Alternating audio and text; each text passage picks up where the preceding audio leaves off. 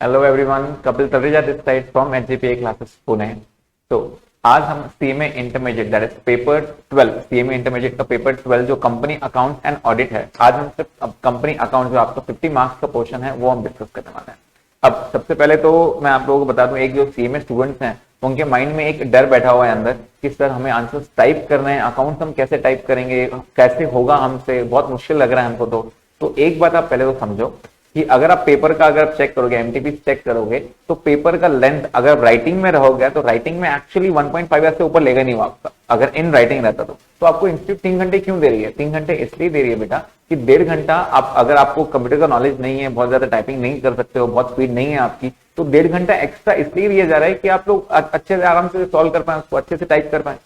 आपको ज्यादा कुछ नहीं देना है, आपको सिर्फ ऑप्शन टाइप करना है, वहां पे ऑप्शन ए, ऑप्शन बी या जो भी आंसर रहेगा आपका, फिल इन द ब्लैंक्स वगैरह है, आपको टाइप करना है। अब आपके माइंड में रहेगा सिर्फ लॉन्ग आंसर, जो अकाउंट बनाना है वो कैसे? बेटा अकाउंट का एक टेबल आपको ऑलरेडी बना के देंगे, टेबल ऑलरेडी बनाया हुआ रहेगा, आपको सिर्फ वहां जाके अमाउंट पोस्ट करना है। मान लीजिए एक ट्रेडिंग अकाउंट बनाना है आपको, सपोज एक ट्रेडिंग अकाउंट बनाना है, तो ट्रेडिंग अकाउंट का ऐसे टी बना के देंगे आपको, अमाउंट का कॉलम भी बना के देंगे, इस तरह का टेबल आपको बनाया रहेगा।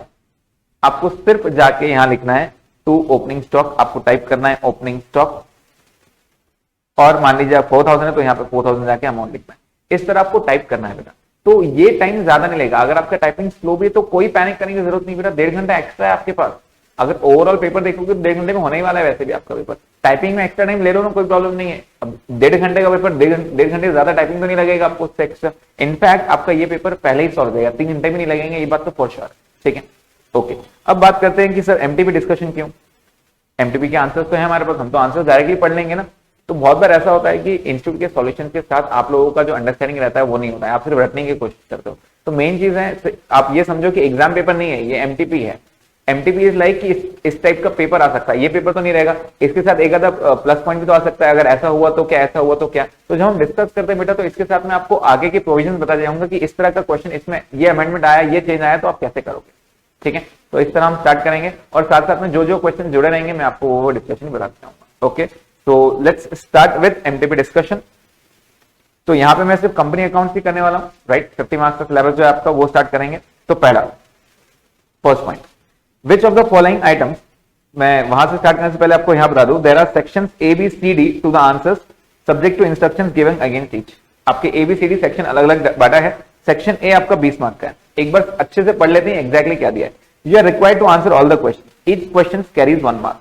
Instructions: each question is followed by 4 answer choices and only one is correct. You are required to select the choice which according to you represents the correct answer. आपको करना क्या बेटा, आपको ये टाइप करते बैठना नहीं है कि फर्स्ट ऑप्शन हाँ दिख रहा है, ऐसे बोल्ड में दिख रहा है पेमेंट टू इंटरेस्ट, नहीं। आपको सिर्फ ऑप्शन नंबर टाइप करना है, option 1, option 2, option 3, option 4। Bracket नहीं दोगे तो भी चलेगा, आपको सिर्फ वहां नीचे जो आपका टाइप और आंसर रहेगा, आपको सिर्फ ऑप्शन सिलेक्ट करना है, option A B C D या ऑप्शन 1, ऑप्शन 2, ऑप्शन 3, ऑप्शन 4, बस इतना टिक करना है। तो आपको लिखना है, ऑप्शन नहीं लिखोगे तो भी चलेगा, सिर्फ 1 लिखोगे तो भी चलेगा। वो आपके टाइपिंग स्किल्स नहीं देख रहे हैं, वो आपको देख रहे हैं आपका नॉलेज कितना है। तो please make this thing clear. ठीक है, चलिए अब हम रीड करते हैं proper question. First, which of the following items is an item under cash flow from operating activities of bank. बेटा पॉइंट ऑफ व्यू देखना, operating activity from bank. Bank के लिए रेगुलर ऑपरेशन क्या रहता है? एक बैंक की पॉइंट ऑफ व्यू सोचो, एक बैंक का पॉइंट ऑफ व्यू ऑपरेशन क्या रहता है? लोन बांटना, राइट, और लोन पे इंटरेस्ट लेना। उसी तरह सेविंग अकाउंट का जो इंटरेस्ट है वो बांटती है, वो उसके लिए ऑपरेशन हो गया, राइट। हर बिजनेस का एक पॉइंट ऑफ व्यू अलग होता है, हर बिजनेस का। अगर मैं आपको बोल दूं, अगर मैं आपको बोलूं कि मेरा बिजनेस है कार का, कार शोरूम है मेरा, राइट। अगर मैं बैंक में इन्वेस्ट करता हूं, मैं बैंक में इन्वेस्ट करता हूं मतलब बैंक में फिक्स डिपॉजिट ओपन करता हूं, तो मेरे लिए क्या कहलाएगा? ये इन्वेस्टिंग एक्टिविटी, राइट। लेकिन बैंक के लिए तो ये रेगुलर बिजनेस है ना, सेविंग डिपॉजिट एक्सेप्ट करना और सेविंग डिपॉजिट वापस देना, राइट। तो इस पे जो वो इंटरेस्ट पे करेगा, इस पे जो वो इंटरेस्ट पे करेगा मुझे, वो बैंक के लिए क्या रहेगा? ये ऑपरेटिंग एक्टिविटी रहेगी इसकी। क्यों? बैंक का तो रेगुलर ऑपरेशन है ना। तो एंटरप्राइज टू एंटरप्राइज अलग अलग डील करता है, तो जिसके पॉइंट ऑफ व्यू से सोचना है उसके पॉइंट ऑफ व्यू से सोचो। तो यहाँ पे उन्होंने क्या बोला है, which of the following item is an item of cash flow under operating activity for bank. Bank के पॉइंट ऑफ व्यू सोचना है। तो बेटा payment to interest on term deposit, right, payment to interest on term deposit. जो भी आप deposit करते हो, अगर मैं एज एन इन्वेस्टर डिपॉजिट करता हूं तो जो बैंक मुझे देगा मेरे लिए इन्वेस्टिंग एक्टिविटी है, लेकिन बैंक के पॉइंट में सोचो ना, बैंक का तो रेगुलर ऑपरेशन है ना बेटा ये। तो पहला ऑप्शन पेमेंट टू इंटरेस्ट, ठीक है। मैं सेकंड ऑप्शन भी चेक कर लेता हूं वहां पे, पेमेंट फॉर कंप्यूटर पेरिफेरल्स। बेटा बैंक कंप्यूटर खरीद सकती है कि कंप्यूटर के लिए आया वो एसेट, एसेट मतलब investing activity. Interest on debentures issue, क्या बैंक भी अपने डिबेंचर्स इशू करती है? बिल्कुल इशू कर सकती है बेटा। डिबेंचर्स इशू करना है वो फाइनेंसिंग एक्टिविटी है, तो उससे जो भी इंटरेस्ट देगी वो फाइनेंसिंग होगा। ये रेगुलर बिजनेस नहीं है, लेकिन बेटा सेविंग्स डिपॉजिट एक्सेप्ट करना या उस लोन से बांटना ये उसके लिए रेगुलर ऑपरेशन है। तो ये ऑप्शन पेमेंट टू इंटरेस्ट और टर्म डिपॉजिट ये उसका ऑपरेटिंग एक्टिविटी है। Next, accounting for government grant. बेटा गवर्नमेंट ग्रांट, अब नॉर्मली आपको जब ग्रुप 1 या ग्रुप 2 आप जो भी देखोगे, आपको सिर्फ एएस के नाम है, बहुत ज्यादा एएस में डेप्थ नहीं है। ऑल्दो ग्रुप 2 में एएस में ज्यादा डेप्थ है, लेकिन एएस 1 में तो ग्रुप 1 में तो आपको ज्यादा एएस के ऊपर पूछा भी नहीं है, आपको सिर्फ नाम बताना है। तो हम एक बार डिस्कस कर लेते हैं आपको कौन से एएस पढ़ने हैं। तो एएस आपके ग्रुप 2 की एएस की बात कर रहा हूं, AS 11, as 12, as 15, as 16, as 17, as 18, as 19, इतने सारे एएस हैं। आपको बहुत ज्यादा डेप्थ में नहीं भी जाओगे तो भी चलेगा, बट मैं ऐसे बिलीव करता हूं कि आप लोगों ने पहले के लेक्चर्स देखे हैं और पहले के लेक्चर सारे कवर किए हैं एएस के, तो इसमें आपका कवर हो जाएगा। हम सिर्फ नाम देख लेते हैं कि एएस 11 क्या है आपका बेटा। ग्रुप 2 की बात कर रहा हूं, AS 11 effects of changes in foreign exchange rates,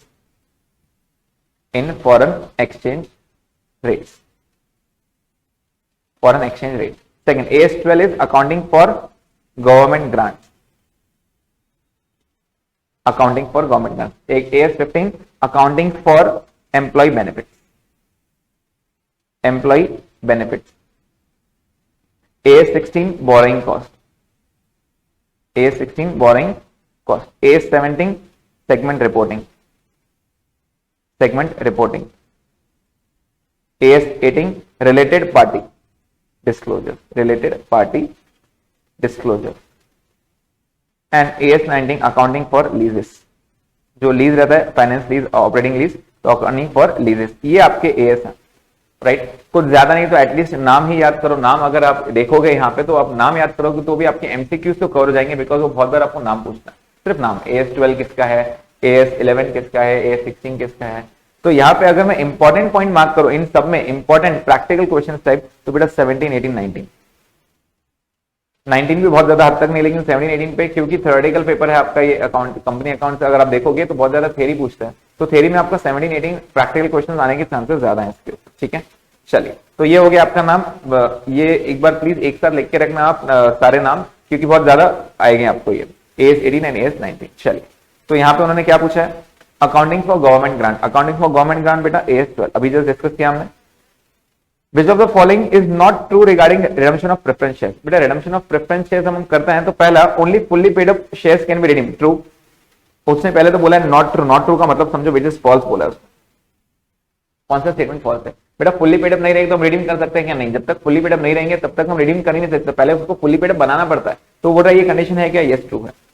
मैं सीधे थर्ड ऑप्शन रीड कर रहा हूँ, the premium on redemption if any shall be provided out of profits of the company before the shares are redeemed। obviously अगर हम premium देते हैं बेटा तो हमारे प्रॉफिट में से हमको प्रीमियम सेट ऑफ करना पड़ेगा, राइट। ये भी ऑप्शन सही है, राइट। तो ऑप्शन गलत कौन सा है? तो सेकंड ऑप्शन रीड कर रहा हूं, प्लीज ध्यान दीजिए। Redemption can be made only out of proceeds of fresh issue.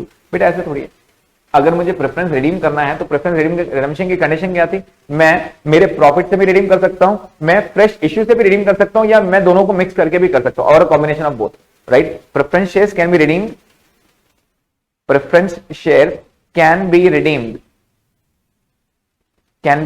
out of profits of the company or fresh issue or combination of both, ये तीनों ऑप्शन आने चाहिए, राइट। तो यहाँ पे उसने क्या कंडीशन दिया है कि redemption can be made only out of proceeds of fresh issue. ऐसा थोड़ी है बेटा, हम आउट ऑफ प्रॉफिट भी तो कर सकते हैं, हमारे ओन प्रॉफिट भी तो कर सकते हैं, राइट, ओन रिजर्व।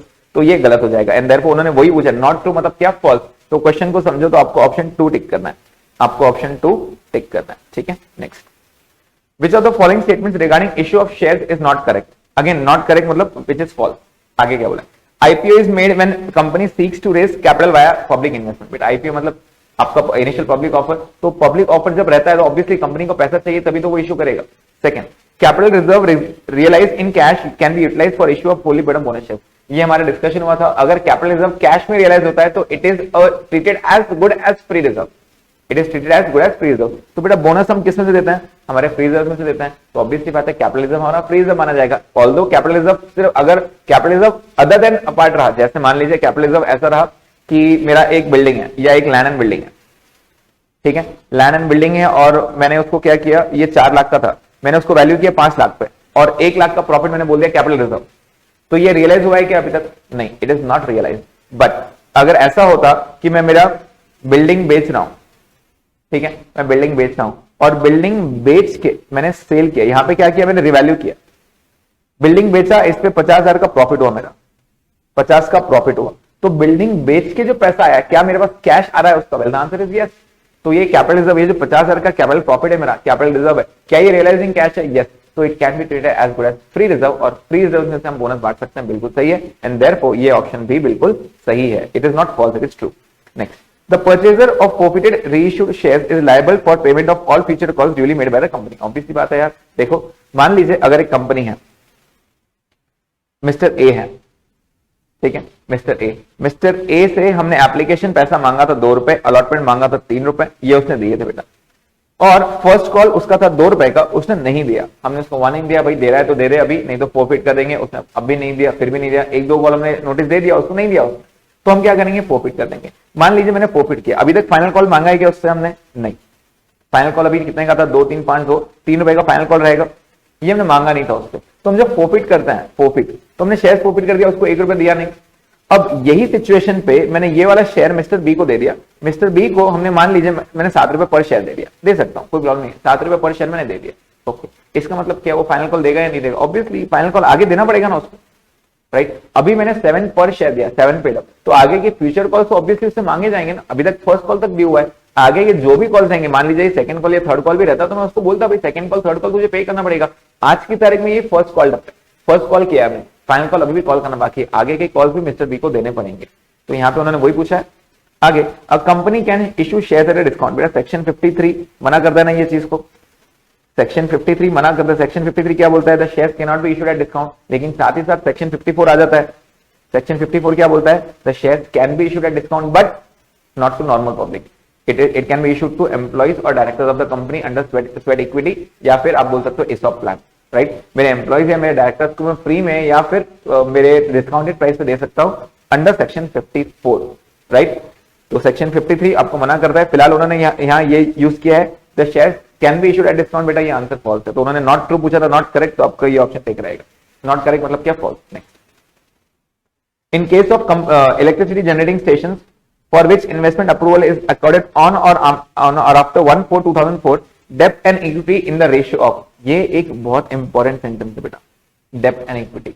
तो यहां पे जब भी आपको टोटल इन्वेस्टमेंट, मान लीजिए टोटल इन्वेस्टमेंट, मेरा टोटल एसेट्स है ना, अगर मेरा टोटल एसेट्स, ये मान लीजिए मेरा बैलेंस शीट है और मेरे टोटल एसेट्स अगर 40 लाख है, तो इक्विटी और डेप्ट, डेप्ट मतलब आउटसाइडर्स लायबिलिटी, इक्विटी मतलब owners liability, owners share holders, तो इक्विटी मेरा ओनर्स, मेरे फंड्स कितने रहेंगे, मेरे फंड 30% रहना चाहिए और डेप्ट रहना चाहिए 70%।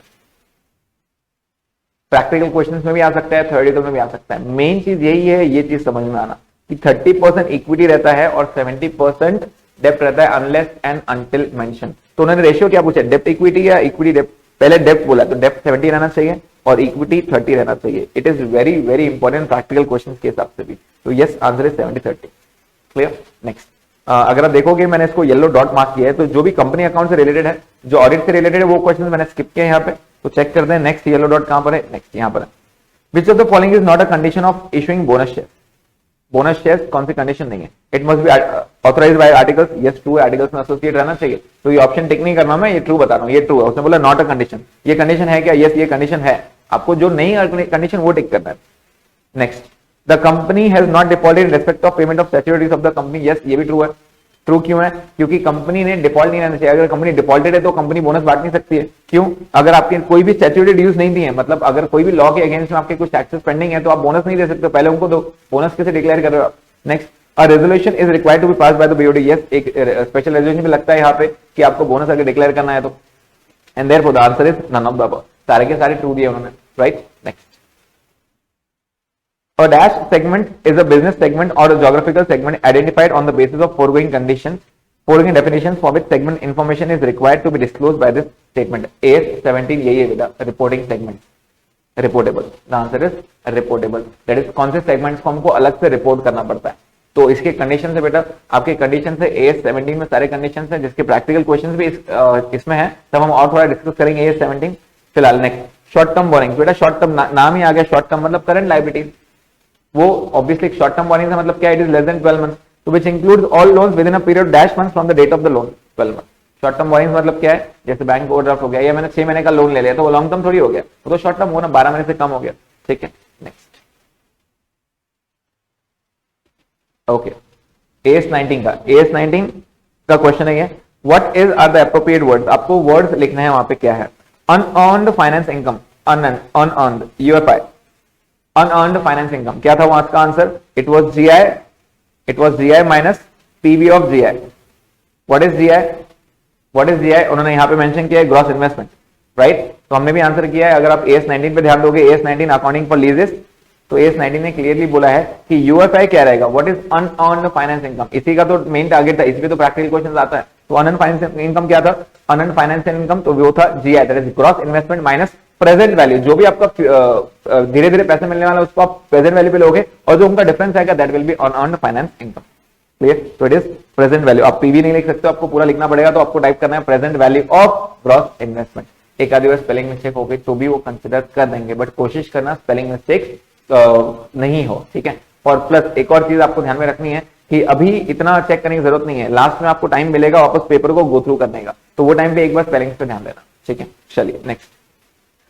Dash currency is a currency other than the functional currency. Functional मतलब बेटा जो हमारा हेड ऑफिस है, या फिर आप बोलोगे कि हमारी जो कंट्री में हम बैठे हैं उसको हम फंक्शनल करेंसी बोलते हैं. जैसे इंडिया में अगर मैं बैठा हूं, इंडिया में तो इंडियन करेंसी कौन सी, रुपीज, तो उसको हम बोलते हैं फंक्शनल करेंसी. तो ये करेंसी को छोड़ के बाकी सब करेंसी मेरे लिए क्या होगी, बाकी सब करेंसी मेरे लिए फॉरेन करेंसी होगी. तो उन्होंने भी वही बोला है कि foreign currency is a currency other than functional currency of the entity. मेरा अगर बिजनेस इंडिया में है, मेरा रजिस्टर्ड बिजनेस इंडिया में है, तो ऑब्वियसली इंडिया की करेंसी छोड़ के बाकी जो भी करेंसी वो फॉरेन करेंसी मानी जाएगी, राइट. अगर मेरा बिजनेस US में रहता तो US डॉलर को छोड़ के बाकी जो भी आपकी करेंसी रहेगी उसको फॉरेन करेंसी माना जाएगा.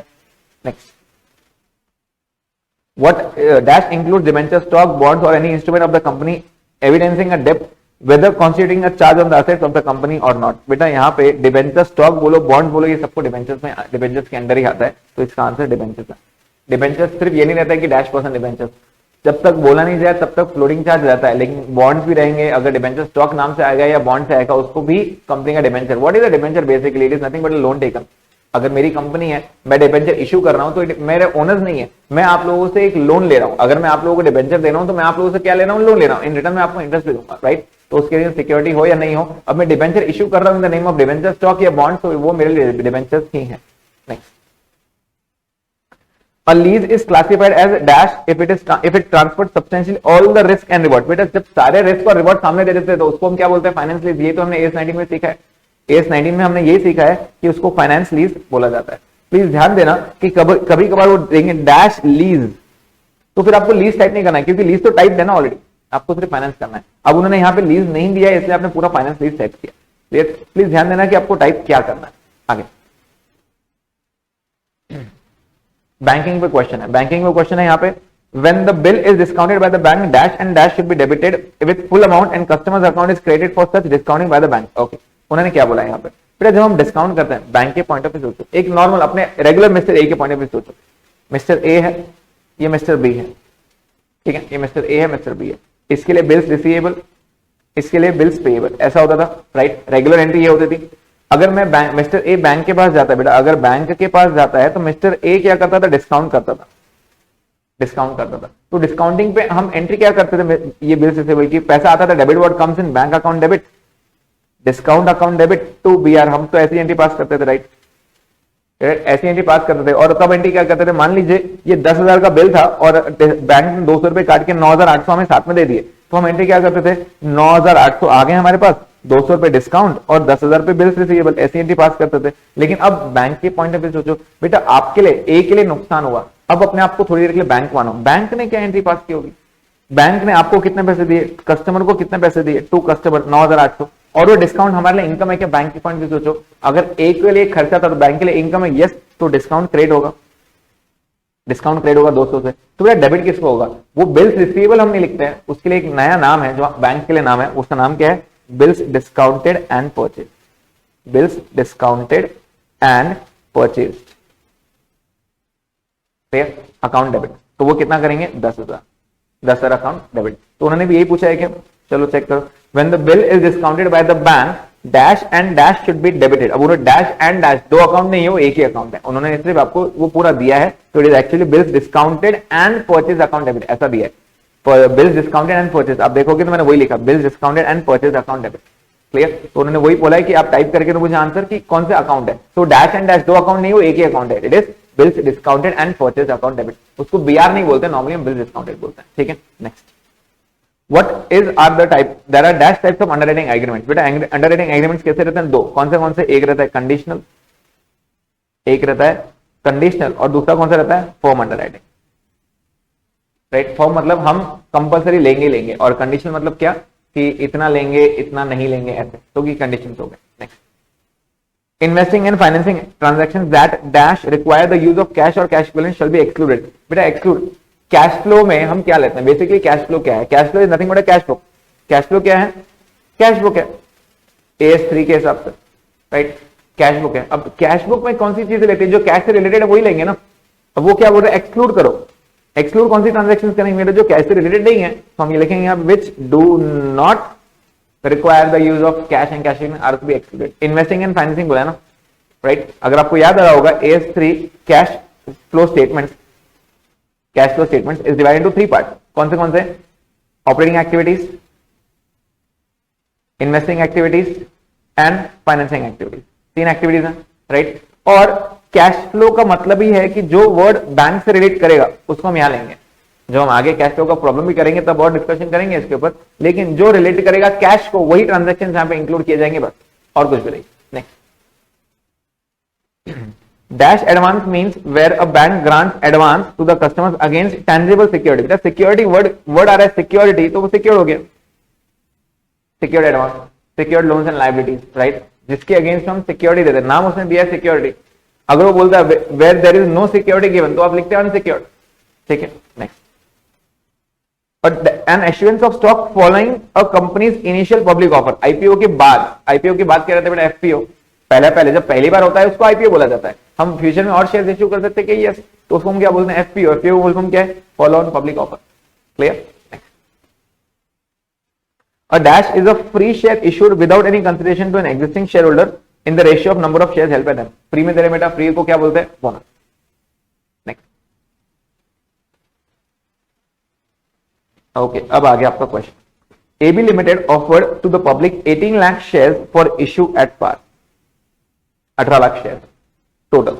This offer was underwritten by 3 underwriters XYZ इक्वली। तो हम क्या करेंगे? 6 लाख 6 लाख 6 लाख। बेटा ये सबसे पहले हम क्वेश्चन को एनालाइज करेंगे, ठीक है। टोटल कितने शेयर हैं? 18 लाख। उसके बाद उन्होंने अंडरराइट किया 6 lakh 6 lakh 6 lakh with form underwriting 60,000 share each. बेटा उन्होंने फॉर्म अंडरराइटिंग किया है, फॉर्म अंडरराइटिंग क्या किया है? 60,000 share each. Form underwriting, form मतलब क्या? जो खुद की इच्छा से वो लेना चाहते हैं, वो बोलते हैं कि नहीं हम खरीदेंगे, मतलब खरीदेंगे जबरदस्ती नहीं, खुद की इच्छा से। आगे, the subscription total 15,80,000 shares received from the public including the marked forms which व X 5 लाख 540 एंड 440। बेटा इनका टोटल करो कितना है? 5 लाख 540 एंड 440। ये पब्लिक, उन्होंने नाम दिया पब्लिक, मतलब टोटल कितने आए बेटा? ये 1480। मार्क्ड फॉर्म्स कितने हो गए? 1480। लेकिन वो तो बोल रहा है कि कंपनी ने कितना इश्यू किया? 1580 है। सीधी बात है कि यहां पे अनमार्क्ड भी थे, मतलब अनमार्क्ड कितने थे? 1 लाख। अनमार्क्ड कितने थे? 1 लाख, ठीक है। आगे 1580 है, तो मार्क्ड अगर 1480 थे तो ये मार्क्ड कहां से है? यहां पे है मार्क्ड और unmarked. The underwriters have applied for the number of shares covered under form. Underwriters ने भी अप्लाई किया फॉर्म अंडरराइटिंग, मतलब apart from this there were also form underwriting. Form underwriting कितना था? 60,000 शेयर ईच, मतलब और कितना हुआ यहाँ पे? तो ये हो गया 1580 प्लस फॉर्म अंडरराइटिंग भी था वहां पे। फॉर्म कितना होगा? 1,80,000, 60,000 इंटू 3। बेटा टोटल कितने थे? टोटल थे 18 लाख। तो what is the contract of underwriting? बेटा अंडरराइटिंग का मतलब क्या होता है? हमें पता लगाना रहता है कि किसको कितने शेयर खरीदने पड़ेंगे। अब 60,000 शेयर तो वो खुद की इच्छा से खरीदे, मतलब ये आंसर तो फिक्स है, 60,000 तो खरीदना पड़ेगा। जो शेयर नहीं बिकते हैं वो भी तो 100 को खरीदने पड़ेंगे। तो हमें पहले चेक करना है कि कितने शेयर नहीं बिके।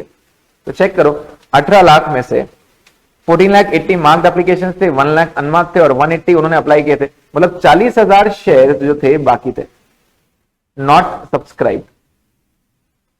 तो हमारा पहला काम ये रहेगा, बॉस ये 40,000, ये जो 40,000 शेयर है ये कौन खरीदेगा? जबरदस्ती उनको खरीदने ही पड़ेंगे, ऑप्शन नहीं है, बिकॉज अंडरराइटिंग कॉन्ट्रैक्ट किया ना बेटा, कॉन्ट्रैक्ट किया तो ये शेयर तुमको खरीदने ही पड़ेंगे, राइट। तो अब हम चेक करते हैं एग्जैक्टली कि आपका फॉर्मेट क्या रहेगा। तो फॉर्मेट कैसा रहता है बेटा? आपका फॉर्मेट कुछ इस तरह रहता है, आपको ये टेंशन नहीं लेना है, ये कॉलम बना के रहेंगे आपके लिए, पर्टिकुलर अमाउंट के कॉलम बना के रखेंगे, आपको सिर्फ एंटर करके मार्क्स वो वहां पे कॉलम्स में डिस्ट्रीब्यूट करते जाना है, ठीक है। चलिए, तो यहां पे हम सबसे पहले क्या करते हैं, इसको हम टोटल को क्या बोलते हैं बेटा? Gross liability. इसको हम क्या बोलते हैं? Gross liability. तो GL ग्रॉस लायबिलिटी कितना है बेटा? टोटल टोटल कितना है? 18 लाख रुपए। क्या उन्होंने इक्वल किया है क्या? Well answer is yes. अगर वो बोलते 50-30-20 तो हम 18 लाख को 50-30-20% में बांटते हैं। इक्वल था ये तो प्लस पॉइंट है, इक्वल था प्लस पॉइंट है, इजी है। अगर इक्वल नहीं भी रहता तो आप क्या करते बेटा? तो आप क्या करते हैं, इनको 50-30-20 में बांटते हैं, ठीक है। अगर 5-3-2 रहता तो फिलहाल इक्वल है, तो एबीसी का 6 लाख ईच, मतलब एक भी शेयर अगर मार्केट में नहीं बिका तो उनको कितने खरीदने पड़ेंगे? आपको कॉलम्स बना के रखेंगे, आपको पूरा लिखना है, वहां पे आपको लिखना पड़ेगा। कैसे लिखना पड़ेगा? यहां पे आपको पूरा लिखना पड़ेगा, gross liability total 18 lakh, total भी आपको लिखना पड़ेगा, एबीसी का कॉलम खुद लिखना पड़ेगा ऊपर, एबीसी, और फिर 6 lakh 6 lakh 6 lakh. What is gross liability बेटा? अगर एक भी शेयर मार्केट में नहीं बिकता है तो आपको कितना खरीदना पड़ेगा? ऑब्वियसली तुमने 6 लाख की गारंटी दी, तुमको 6 लाख जबरदस्ती खरीदने पड़ेंगे। ओके, फिर हम क्या माइनस करते हैं? यहाँ पे 3 चीजें माइनस होती है। पहली क्या मार्क होती है? पहली चीज क्या होती है? मार्क्ड एप्लीकेशन एक्चुअल बेसिस पे, एक्चुअल बेसिस पे। बेटा एक्चुअल कितना है देखो तो, 5 लाख 540 एंड 440, इनका बेनिफिट उनको दिया जाएगा। तो यहां पे 5 लाख, सॉरी इसके 5 लाख माइनस होंगे, इसके 540 माइनस होंगे। अब लोग बच्चों के माइंड में आ रहा होगा कि सिर्फ ब्रैकेट देना जरूरी है क्या? नहीं, ब्रैकेट बेटा यहाँ लेस लिखा है ना आपने, यहाँ पे लेस लिखा है तो बस हो गया, माइनस दिया है। आप अगर लेस लिखोगे पूरा, अगर ऐसे लेस लिखोगे LESS तो भी चलता है, कोई प्रॉब्लम नहीं है। फिर आपको यहाँ ब्रैकेट नहीं दिया तो भी चलता है, आपको ध्यान में रहना चाहिए कि वहां माइनस करना है। नेक्स्ट, और यहां पर है 440, ठीक है। उसके बाद माइनस होता है बेटा, ये टोटल कितना हो गया? 1480 था, ये टोटल कितना था? 1480 था, ठीक है। उसके बाद क्या होता है? लेस अनमार्क्ड होता है बेटा। अनमार्क कौन से रेशियो में होता है? अनमार्क्ड होता है GL रेशियो में। What is GL ratio? GL it is nothing but the gross liability ratio. बेटा ग्रॉस लायबिलिटी कितना है यहाँ पे? 1:1:1 इक्वल था ना, और 1 लाख रुपए बांटना है, तो 1 लाख का डिवाइड बाय 3 करो बेटा, 333 आएगा। तो आपको ऐसे ही करना है, 1 लाख रुपए यहां से माइनस करना है। अब एक शेयर किसी को भी आपको एक्स्ट्रा देना पड़ेगा, तो 33333 33333, और एक को प्लीज ध्यान देना, टोटल 1 लाख आना चाहिए। अब सी के साथ भेदभाव नहीं करना है तो बी के साथ करो, ए के साथ करो, एक शेयर उसको ज्यादा लेना पड़ेगा। अब एक शेयर की कोई बड़ी बात नहीं है, कर सकते हो आप, ठीक है। लेस फॉर्म कितना है बेटा? फॉर्म 60 60 60, ये टोटल 180 है, सॉरी। तो यहां पे टोटल 180 आएगा। आपको पहले यही करना रहता है, सब माइनस करते जाओ, सब माइनस करते जाओ। फिर आपका जो बचता है, अगर सारे पॉजिटिव आए तो आगे बढ़ना, नेगेटिव आया तो उनको वापस डिस्ट्रीब्यूट करना। चेक करते हैं कितना है, sorry 6 lakh minus 5 lakh minus 3333 minus 60,000, तो ये आ रहा है 6667। Next 6 lakh minus 540 minus 3333 minus 60,000, तो ये आ रहा है minus 3333। 6 lakh minus 440 minus 3333 minus 60,000, बेटा 66667, राइट। तो आपका 40,000 एक ये आंसर बच रहा है, बट ठीक है, यहाँ पे इसको हम डायरेक्ट डिस्ट्रीब्यूट नहीं कर सकते। क्यों नहीं डिस्ट्रीब्यूट कर सकते बेटा? डिस्ट्रीब्यूट नहीं करने का रीजन क्या है आपका? यहाँ पे क्योंकि यहाँ नेगेटिव आ गया, तो नेगेटिव का बेनिफिट किसी और को देना पड़ेगा आपको, नेगेटिव का बेनिफिट किसी और को देना पड़ेगा। मतलब आप क्या बोलो, कितने शेयर्स किसको खरीदने पड़ेंगे, राइट? कितने शेयर्स किसको जबरदस्ती खरीदने पड़ेंगे। तो अब आप क्या करोगे? 3333 का बेनिफिट दोनों में बांट दोगे। दोनों में कैसे बांटेंगे हम? 3333 का बेनिफिट इन दोनों में बांट देंगे, कौन से जीएल रेशियो में, जीएल रेशियो इक्वल था तो 3333 का बेनिफिट अगर आप दो लोगों को बांटोगे तो आपका आंसर आएगा 16667 एंड 16666 इतना आएगा। अब एक शेयर का डिफरेंस आ रहा है, कोई प्रॉब्लम नहीं है, इसमें कोई बड़ी बात नहीं है, तो ये माइनस करोगे आप। अगेन अगर आप देखोगे तो इसका बेनिफिट 6667 माइनस 16667 ये आ रहा है 10,000 रुपए, 10,000 शेयर, सॉरी ये हो गया जीरो। अब ये नेगेटिव हो गया,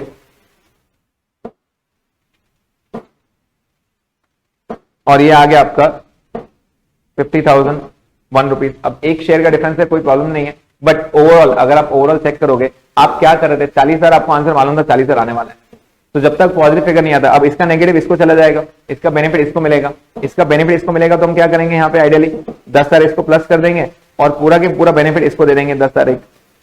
अल्टीमेटली 40,000 एक आंसर आएगा, लेकिन आप इसको 40,000 राउंड फिगर कर सकते हो, क्यों, आपको आंसर आना था 40,000, आपको पता था ऑलरेडी ये 40,000 आने वाला है, ठीक है। तो सॉरी ये 666 था आपका, यहीं पे गड़बड़ हुई, 333 नहीं था वो, ये 50,000 एग्जैक्ट फिगर आएगा आपका, तो यहाँ पे 40,000 आ गया। तो आपको ये कॉलमनार फॉर्मेट में आंसर बताना है। इसको हम बोलते हैं कि 40,000 आपको जबरदस्ती खरीदना पड़ेगा। तो हमारा पहला आंसर ये था कि बॉस किसको कितने शेयर खरीदने पड़ता है जबरदस्ती। तो आपका ए बी सी का आपको एक फॉर्मेट सेट करना है। फॉर्मेट क्या है, less marked, less unmarked, less form. Marked हमेशा कौन से बेसिस पे रहेगा, एक्चुअल बेसिस पे, और अनमार्क्ड कौन सा रहेगा, हमेशा जीएल रेशियो में। GL ratio is gross liability ratio, right. तो आपका फॉर्मेट ही रहना चाहिए, फॉर्मेट क्या रहना चाहिए आपका, GL less marked, less unmarked, less form, ये आएगा टोटल। इसके वापस आप एड बैक करते हो फॉर्म, और फिर आपको क्या मिलता है, नेट लाइबिलिटी। आपको यहां तक पहुंचना है फॉर्म। अब ये हो गया, जबरदस्ती कितने शेयर्स खरीदने पड़ेंगे, तो पूरे 40,000 पूरे के पूरे सी को खरीदने पड़ेंगे। अगर पॉजिटिव फिगर आ जाता तो वहां रुक जाता, लेकिन नेगेटिव आएगा तो उसका बेनिफिट वापस बांटना पड़ता है दूसरे दोनों को या दूसरे तीनों को, कौन से रेशियो में, अगेन जीएल रेशियो में। जीएल इक्वल था तो इसलिए इतना टेंशन की बात ही नहीं थी, यहां पे आपका इक्वल आंसर आ जाता, ठीक है। चलिए नेक्स्ट करते हैं आगे। आगे क्या करना है, एड बैक फॉर्म करना है।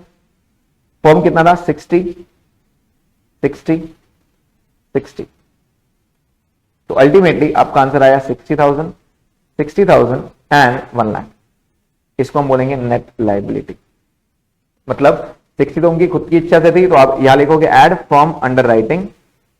अगर आपने टोटल कॉलम भी बनाया है, जिसकी जरूरत नहीं पड़ती, अगर बनाते हो तो बहुत अच्छी बात है, 180 यहां पे इसका टोटल में कुछ फर्क नहीं आता है, 0 आएगा, ठीक है। तो आपका आंसर था कि 40,000 तो बस तुमको खरीदना पड़ेगा, 40,000 तुमको खरीदना पड़ेगा, लेकिन कौन कितना खरीदेगा वो आपको पता लगाना था। तो स्टार्टिंग में जो एनालाइजेशन रहता है ये बहुत इंपॉर्टेंट रहता है, स्टार्टिंग का एनालाइजेशन, ठीक है। अब चेक करते हैं उन्होंने ऑप्शंस क्या क्या पूछे। पहला, calculate the net liability of x. निकाला है कि हमने एक्स को कितने खरीदने पड़ेंगे बेटा, 60,000, वाई को कितने खरीदने पड़ेंगे 60,000, और जेड को कितने खरीदने पड़ेंगे 1 लाख। खत्म हो गया आपका आंसर, क्लियर। वहां पे मैंने एबीसी वर्ड यूज किया, आप लोग एक्स वाई जेड यूज करोगे, उन्होंने क्वेश्चन में एक्स वाई जेड दिया था, ठीक है। तो इस तरह आप लोगों का आंसर आएगा। This was under writing for you. 6 mark का क्वेश्चन था, इजी था। अगर आप देखोगे उनका आंसर भी कुछ इसी तरह आया है, उनका आंसर भी बिल्कुल ऐसे ही आया है। तो यहाँ पे बेनिफिट जब भी नेगेटिव फिगर आता है ना बेटा, तीनों चीज माइनस करेंगे, less marked, less unmarked, less form. आपको जब तीनों माइनस करने के बाद जो बैलेंस बचता है, अगर पॉजिटिव आया तो रुक जाओ, अगर नेगेटिव आया तो उसका बेनिफिट वापस बांटना पड़ता है दूसरे पार्टनर्स में इन जीएल रेशियो। जीएल रेशियो मतलब ग्रॉस लाइबिलिटी रेशियो। यहाँ पे लकीली आपका इजी क्वेश्चन था, 1:1:1 था तो इक्वल था। अगर 5:3:2 रहता तो आपको 5:3:2, अगर 3:4:3 रहता तो 3:4:3, जैसे आएगा वो रेशियो बांटता है, ठीक है। आगे आपका कैश फ्लो बेटा। अब कैश फ्लो का एक प्रॉपर फॉर्मेट क्या रहता है बेटा, कैश फ्लो का प्रॉपर फॉर्मेट क्या रहता है, तो मैं आपको एक बार फॉर्मेट अच्छे से बता दूं। AS3 बोलता है आपको कि आपके तीन एक्टिविटीज रहती हैं। फर्स्ट इज ऑपरेटिंग एक्टिविटीज, जो आपका रेगुलर बिजनेस से ट्रांजैक्शन होते हैं, एक है इन्वेस्टिंग एक्टिविटी और एक है फाइनेंसिंग एक्टिविटी। प्लीज ध्यान देना, AS3 पे अगर आपको ध्यान देना है ना, तो AS3 पे एक रहता है आपका ट्रेडिंग पीएनएल, एक रहता है आपका बैलेंस शीट। जब आप कैश फ्लो की बात कर रहे हो, कैश फ्लो, तो प्लीज ध्यान देना कि कैश फ्लो में आपके टोटल 3 एक्टिविटीज हैं। कैश फ्लो में आपको सिर्फ पीएनएल और बैलेंस शीट पे ध्यान देना है, और only search for cash, only search for cash. आपको हर जगह से सिर्फ कैश उठा के लाना है, क्योंकि cash flow is nothing but आपका कैश फ्लो। पैसा आया तो डेबिट, गया तो क्रेडिट, आया तो इनफ्लो, गया तो आउटफ्लो, आया तो पॉजिटिव, गया तो नेगेटिव, इतना आपको लिखना है। आपको बस ये cash flow, debit what comes in, credit what goes out ही है, बट आपको करना क्या है, आपको घुमा फिरा के इंफॉर्मेशन देंगे। अब आपका बटा हुआ कैसे, प्लीज ध्यान दीजिए।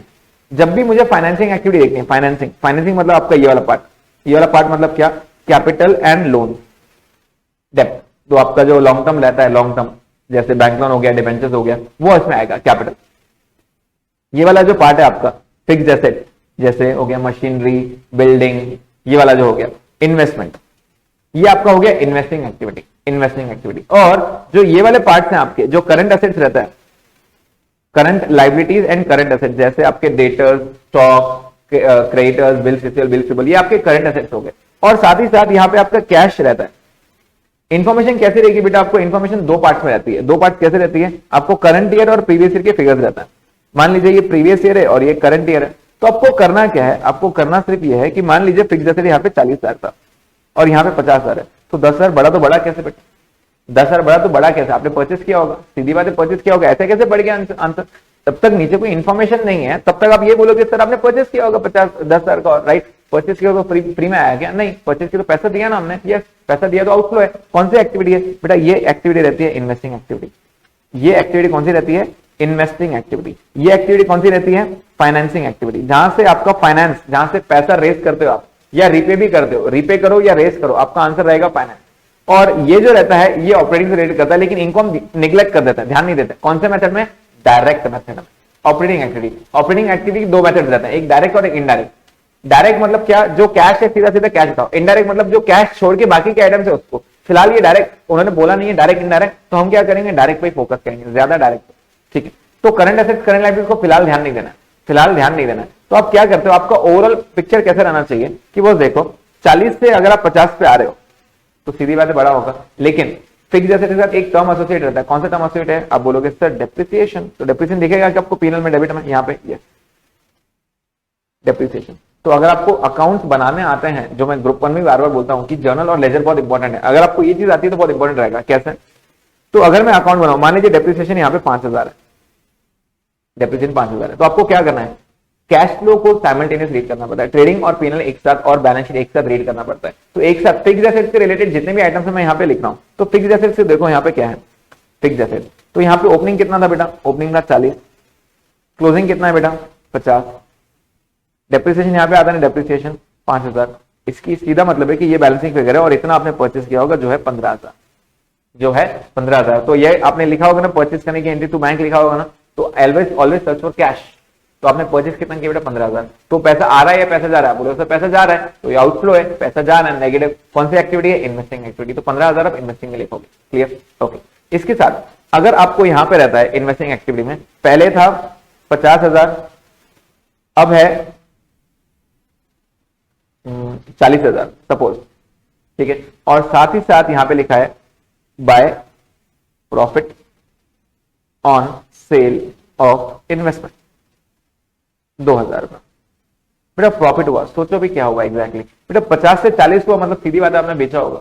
50 से अगर 40 हुआ, अगर और कोई एक्टिविटी नहीं, मतलब 50 से 40 होने का रीजन एक ही रह सकता है, आपने बेचा होगा। तो एक नॉर्मल अगर आप देखोगे तो एसेट आपका क्या रहेगा, ये आपका इन्वेस्टमेंट अकाउंट है, राइट। अब आपने कितने का बेचा, पहले 50 था, ओपनिंग बैलेंस 50, क्लोजिंग बैलेंस 40। बेटा याद करो, प्रॉफिट जब बेचते हैं, प्रॉफिट पीएनएल के क्रेडिट में, तो एसेट के डेबिट में आता है कि यस, तो आपने यहां लिखा होगा टू पीएनएल 2,000।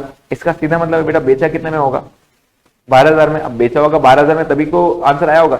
10 की चीज 12 में बेचोगे तभी तो 2,000 प्रॉफिट होगा ना, मतलब आपने बेचा 12,000 में। पैसा आ रहा है या पैसा जा रहा है बेटा, पैसा आ रहा है, पैसा आ रहा है, तो आप लिखोगे इन्वेस्टिंग एक्टिविटी में पैसा आया, राइट। तो बस यही करना रहता है आपको, दो चीजें कंपेयर करना रहती है, ओके। अब हम बात करते हैं कैपिटल की। बेटा आपके यहाँ डिबेंचर्स थे, पहले डिबेंचर्स थे 1 लाख रुपए और अब है 2 लाख रुपए। बेटा 1 से 2 लाख कैसे हुए, सीधी बात नहीं, इशू किया होगा, और इशू किया होगा तभी तो लायबिलिटी बढ़ रही है आपकी। इशू किया होगा तो पैसा आया होगा, यस, तो फाइनेंसिंग एक्टिविटी में आप लिखोगे पैसा आया, इशू ऑफ डिबेंचर्स। दूसरा एग्जांपल, यहाँ पे प्रेफरेंस था पहले 3 लाख रुपए, अब 1 लाख रुपए। कहां से कम हुआ बेटा, पहले 3 लाख था, अब 1 लाख रुपए का प्रीवियस ईयर, मतलब पैसा लौटाया होगा ना, रिडीम किया होगा पैसा, राइट, तो 2 लाख रुपए गया आपका। तो आप लिखोगे फाइनेंसिंग एक्टिविटी में outflow, redemption of preferences 2 lakh रुपए नेगेटिव फिगर। इस तरह आपको बताना पड़ता है, ठीक है। अब बाकी बचे ऑपरेटिंग। ऑपरेटिंग में आपको क्या ध्यान में रखना है, ऑपरेटिंग में क्या ध्यान में रखना है, तो ऑपरेटिंग में आपको यहां से पिक करना है आपका ट्रेडिंग पीएनएल, ये रहता है ओपनिंग, ये रहता है यहाँ पे परचेज, यहाँ पे रहता है वेजेस या डायरेक्ट एक्सपेंसेस, यहाँ पे रहता है बाय सेल्स, यहाँ पे रहता है बाय क्लोजिंग स्टॉक, राइट, और फिर यहाँ पे बचता है आपका जीपी। तो बेटा आपको फिगर्स कौन से पिक करना है, आपको ये फिगर पिक नहीं करना है, ना ही ये फिगर पिक करना है, ना, हाँ ये फिगर पिक कर सकते हो आप। तो आप बोलोगे सर परचेज सेल तो ऑपरेटिंग से रिलेटेड परचेज, तो यस ये फिगर पिक कर सकते हैं, लेकिन कब, परचेज से पैसा कितना पे किया। अब पेमेंट कहां से मालूम पड़ेगी, इसकी पेमेंट कितना पे किया मालूम कैसे पड़ेगा, कौन से अकाउंट से मालूम पड़ता है, परचेज का रिलेशन किससे रहता है, क्रेडिटर्स से, यस। और सेल्स का रिलेशन किससे मालूम पड़ता है, डेटर्स से, यस। तो आपको डेटर्स और क्रेडिटर्स पे, हाँ कैश सेल्स कैश परचेज रहेगा तो कैश फ्लो से रिलेटेड है क्या, हाँ कैश फ्लो से रिलेटेड है। कैश सेल्स या कैश परचेज रहेगा कैश फ्लो से रिलेटेड है। लेकिन सेल्स का जो अमाउंट है, अब इसके अंदर कौन सा फिगर आ सकता है, सेल्स कौन से टाइप से रह सकते हैं, कैश भी रह सकता है, क्रेडिट भी रह सकता है। Cash flow regular business activity है, हाँ बिल्कुल एक्टिविटी है। लेकिन क्रेडिट पे गया तो कैश आ रहा है क्या, नहीं, लेकिन कभी ना कभी तो पैसा आएगा ना उधार बेचेंगे, तो ये क्रेडिट कहां से आएगा, डेटर्स से। वैसे ही कैश परचेज किया, अगर हमने पेमेंट दिया क्या तुरंत, हाँ, लेकिन क्रेडिट पे दिया तो क्रेडिट मालूम कैसे पड़ेगा, क्रेडिटर अकाउंट। तो आपको डेटर्स का अकाउंट या क्रेडिटर्स का अकाउंट कभी कभार बनाना पड़ेगा। आपको डायरेक्ट मेथड में, जब मैं बात करता हूं डायरेक्ट मेथड की, तो डायरेक्ट मेथड में आपको परचेज और सेल से पैसा कितना आया और कितना गया वो बताना पड़ता है। वेजेस से पैसा कितना है डायरेक्ट बताना पड़ेगा। और आपके ऑपरेटिंग से रिलेटेड कौन से एक्टिविटीज हैं, ऑपरेटिंग से रिलेटेड मतलब क्या, तो डेप्रिसिएशन आपका नॉन कैश एक्सपेंस है, तो ये तो आने की बात नहीं है, क्योंकि कैश फ्लो में सिर्फ आप कैश लेते हो। दूसरा, यहां पे ऐसा हो सकता है कि सैलरी आ जाए, तो ये ऑपरेटिंग एक्टिविटी है regular. To rent operating activity है बेटा। टू इंटरेस्ट ऑपरेटिंग एक्टिविटी है। इंटरेस्ट क्यों पे किया आपने, क्योंकि आपने लोन लिया होगा या डिबेंचर्स इश्यू किए होंगे, तो इंटरेस्ट कौन सी एक्टिविटी मानी जाएगी, फाइनेंसिंग, तो ये ऑपरेटिंग में नहीं आएगा। यहां पर बाय इंटरेस्ट है या बाय डिविडेंड है, तो बेटा ये इंटरेस्ट रिसीव्ड और डिविडेंड रिसीव्ड है, क्यों मिला होगा, क्योंकि आपने कहीं पर इन्वेस्ट किया होगा, तो ये कौन सी एक्टिविटी मानी जाएगी, इन्वेस्टिंग एक्टिविटी मानी जाएगी। तो ये इन्वेस्टिंग एक्टिविटी पेमेंट आएगा, यहाँ पे नहीं आएगा, ठीक है। उसके बाद आपकी सैलरी हो गई, एक्सपेंस हो गया। इसके बाद यहाँ पे आता है प्रोविजन। बेटा ये प्रोविजन भी आपके लिए कैश नहीं है, ये प्रोविजन आप पे नहीं करते हो, you are not paying this provision. Actual में क्या होता है, पिछले साल का प्रोविजन इस साल पे जाता है। और ऑब्वियसली नॉर्मल टर्म्स पे क्या रहता है कि हमें पता नहीं रहता है कि टैक्स कितना पे करना है, हम एक अंदाजा लगाते हैं कि इतना टैक्स भरना पड़ेगा इस साल, तो हम एक प्रोविजन बना के रखते हैं। एक्चुअल में आप कब पे करते हो, आपका पे करना है, मान लीजिए आपका ईयर है 1/4/18 से लेकर 31 मार्च 19 तक, तो आप ये पेमेंट कब करते हो पता है कि इसका पेमेंट आप करते हो अगले साल में, मे भी शायद 4-5 महीने बाद, राइट। एडवांस टैक्स छोड़ के अगर आप पे करते हो, तो नॉर्मली जो पिछले साल का प्रोविजन रहता है उतना हम पे करते हैं। एक प्रोविजन अकाउंट अगर आपको सीखना है, एक्चुअली ये अभी प्रोविजन अकाउंट बनाना गलत रहेगा, बट एक नॉर्मल शॉर्टकट आंसर्स के लिए एक प्रोविजन आप समझ सकते हो। मान लीजिए ये आपकी बैलेंस शीट है, ये आपकी बैलेंस शीट है। एक प्रोविजन को as good as creditor account मान के चलना, as good as creditor account मान के चलना, मैं ऐसे बोल रहा हूं, लाइबिलिटी है। अब provision is a liability, right. तो आप प्रोविजन फॉर टैक्स अगर यहां रहता है आपकी बैलेंस शीट में, ये प्रीवियस ईयर है और ये करंट ईयर है, ये प्रोविजन फॉर टैक्स है। मान लीजिए यहां पे है 3000 और यहां पे है 4000, राइट। तो एक प्रोविजन अकाउंट कैसे बनेगा बेटा, क्योंकि मैंने आपको बोला कि प्रोविजन आपके लिए लाइबिलिटी है, तो आपको क्या करना पड़ेगा, यहां पे आपको लिखना पड़ेगा बाय बैलेंस ब्रॉट डाउन, कितना 3000, और टू बैलेंस कैट डाउन कितना रहेगा, टू बैलेंस 4000, ठीक है। अब आपका पीएनएल भी रहेगा बेटा यहाँ पे, तो पीएनएल में आप लिखते हो यहाँ पे टू प्रोविजन, तो ये कौन सा ईयर है बेटा, ये करंट ईयर है ना, यस ये करंट ईयर है। तो ऐसा हो सकता है कि आपका आंसर आ जाए 5000, तो आपने पेमेंट कितना किया होगा, ये 5000 यहां लिखा है, तो आप क्या करोगे, यहाँ पे आप लिखोगे by PNL current year provision 5000, तो बैलेंसिंग फिगर क्या मिलेगा आपको, यहाँ पे बैंक मिलेगा। तो बैंक, आप ये तो फिगर ढूंढ रहे हो, पेमेंट ढूंढ रहे हो, पे कितना कर रहे हो पैसा, तो आपका फिगर कितना आ रहा है, आप बोलोगे सर 4000 आ रहा है, तो ये 4000। अब अगर ये नहीं रहता, अगर आपके पास ये इन्फॉर्मेशन नहीं है, पीएनएल नहीं है आपके पास, तो आप क्या मानोगे, सिर्फ यही फिगर है, तो आप क्या मानोगे, आप ये मानोगे बेटा कि जितना भी पिछले साल का था उतना आपने इस साल पे किया टू बैंक 3000, और यहां पर आएगा by PNL current year provision 4000। मतलब अगर कोई भी इंफॉर्मेशन नहीं है तो आप ऐसे मानोगे कि जो पिछले साल की प्रोविजन थी वो आपने इस साल पे किया, बस ये चीज आपको करनी है, ठीक है। तो ये था प्रोविजन के अगेंस्ट में, ओके। और फिर आपको आपका रेगुलर कैश फ्लो बनाना है, ये हो गया डायरेक्ट एक्टिविटी, राइट, ये हो गया डायरेक्ट एक्टिविटी। तो चलिए एक बार क्वेश्चन देखते हैं, क्वेश्चन क्या बोल रहा है आपको।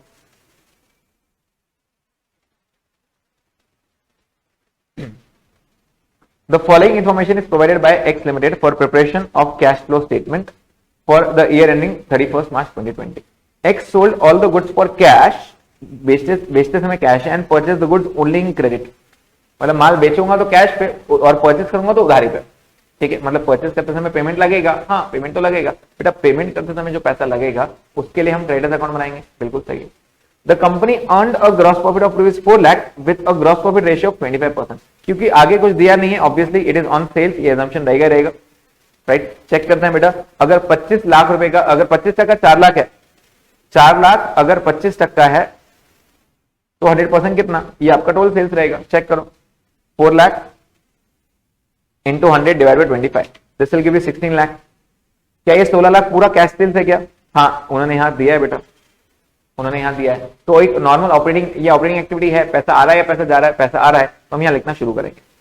हम क्या करते हैं, यहाँ पे लिखना शुरू करेंगे, और आपको लिखना नहीं है, आपको टाइप करना है। तो ठीक है, टाइप करना भी कोई बड़ी बात नहीं है, आपको कॉलम्स बना के रखेंगे, आपको सिर्फ वो आंसर वहां पे लिखते जाना है, ठीक है।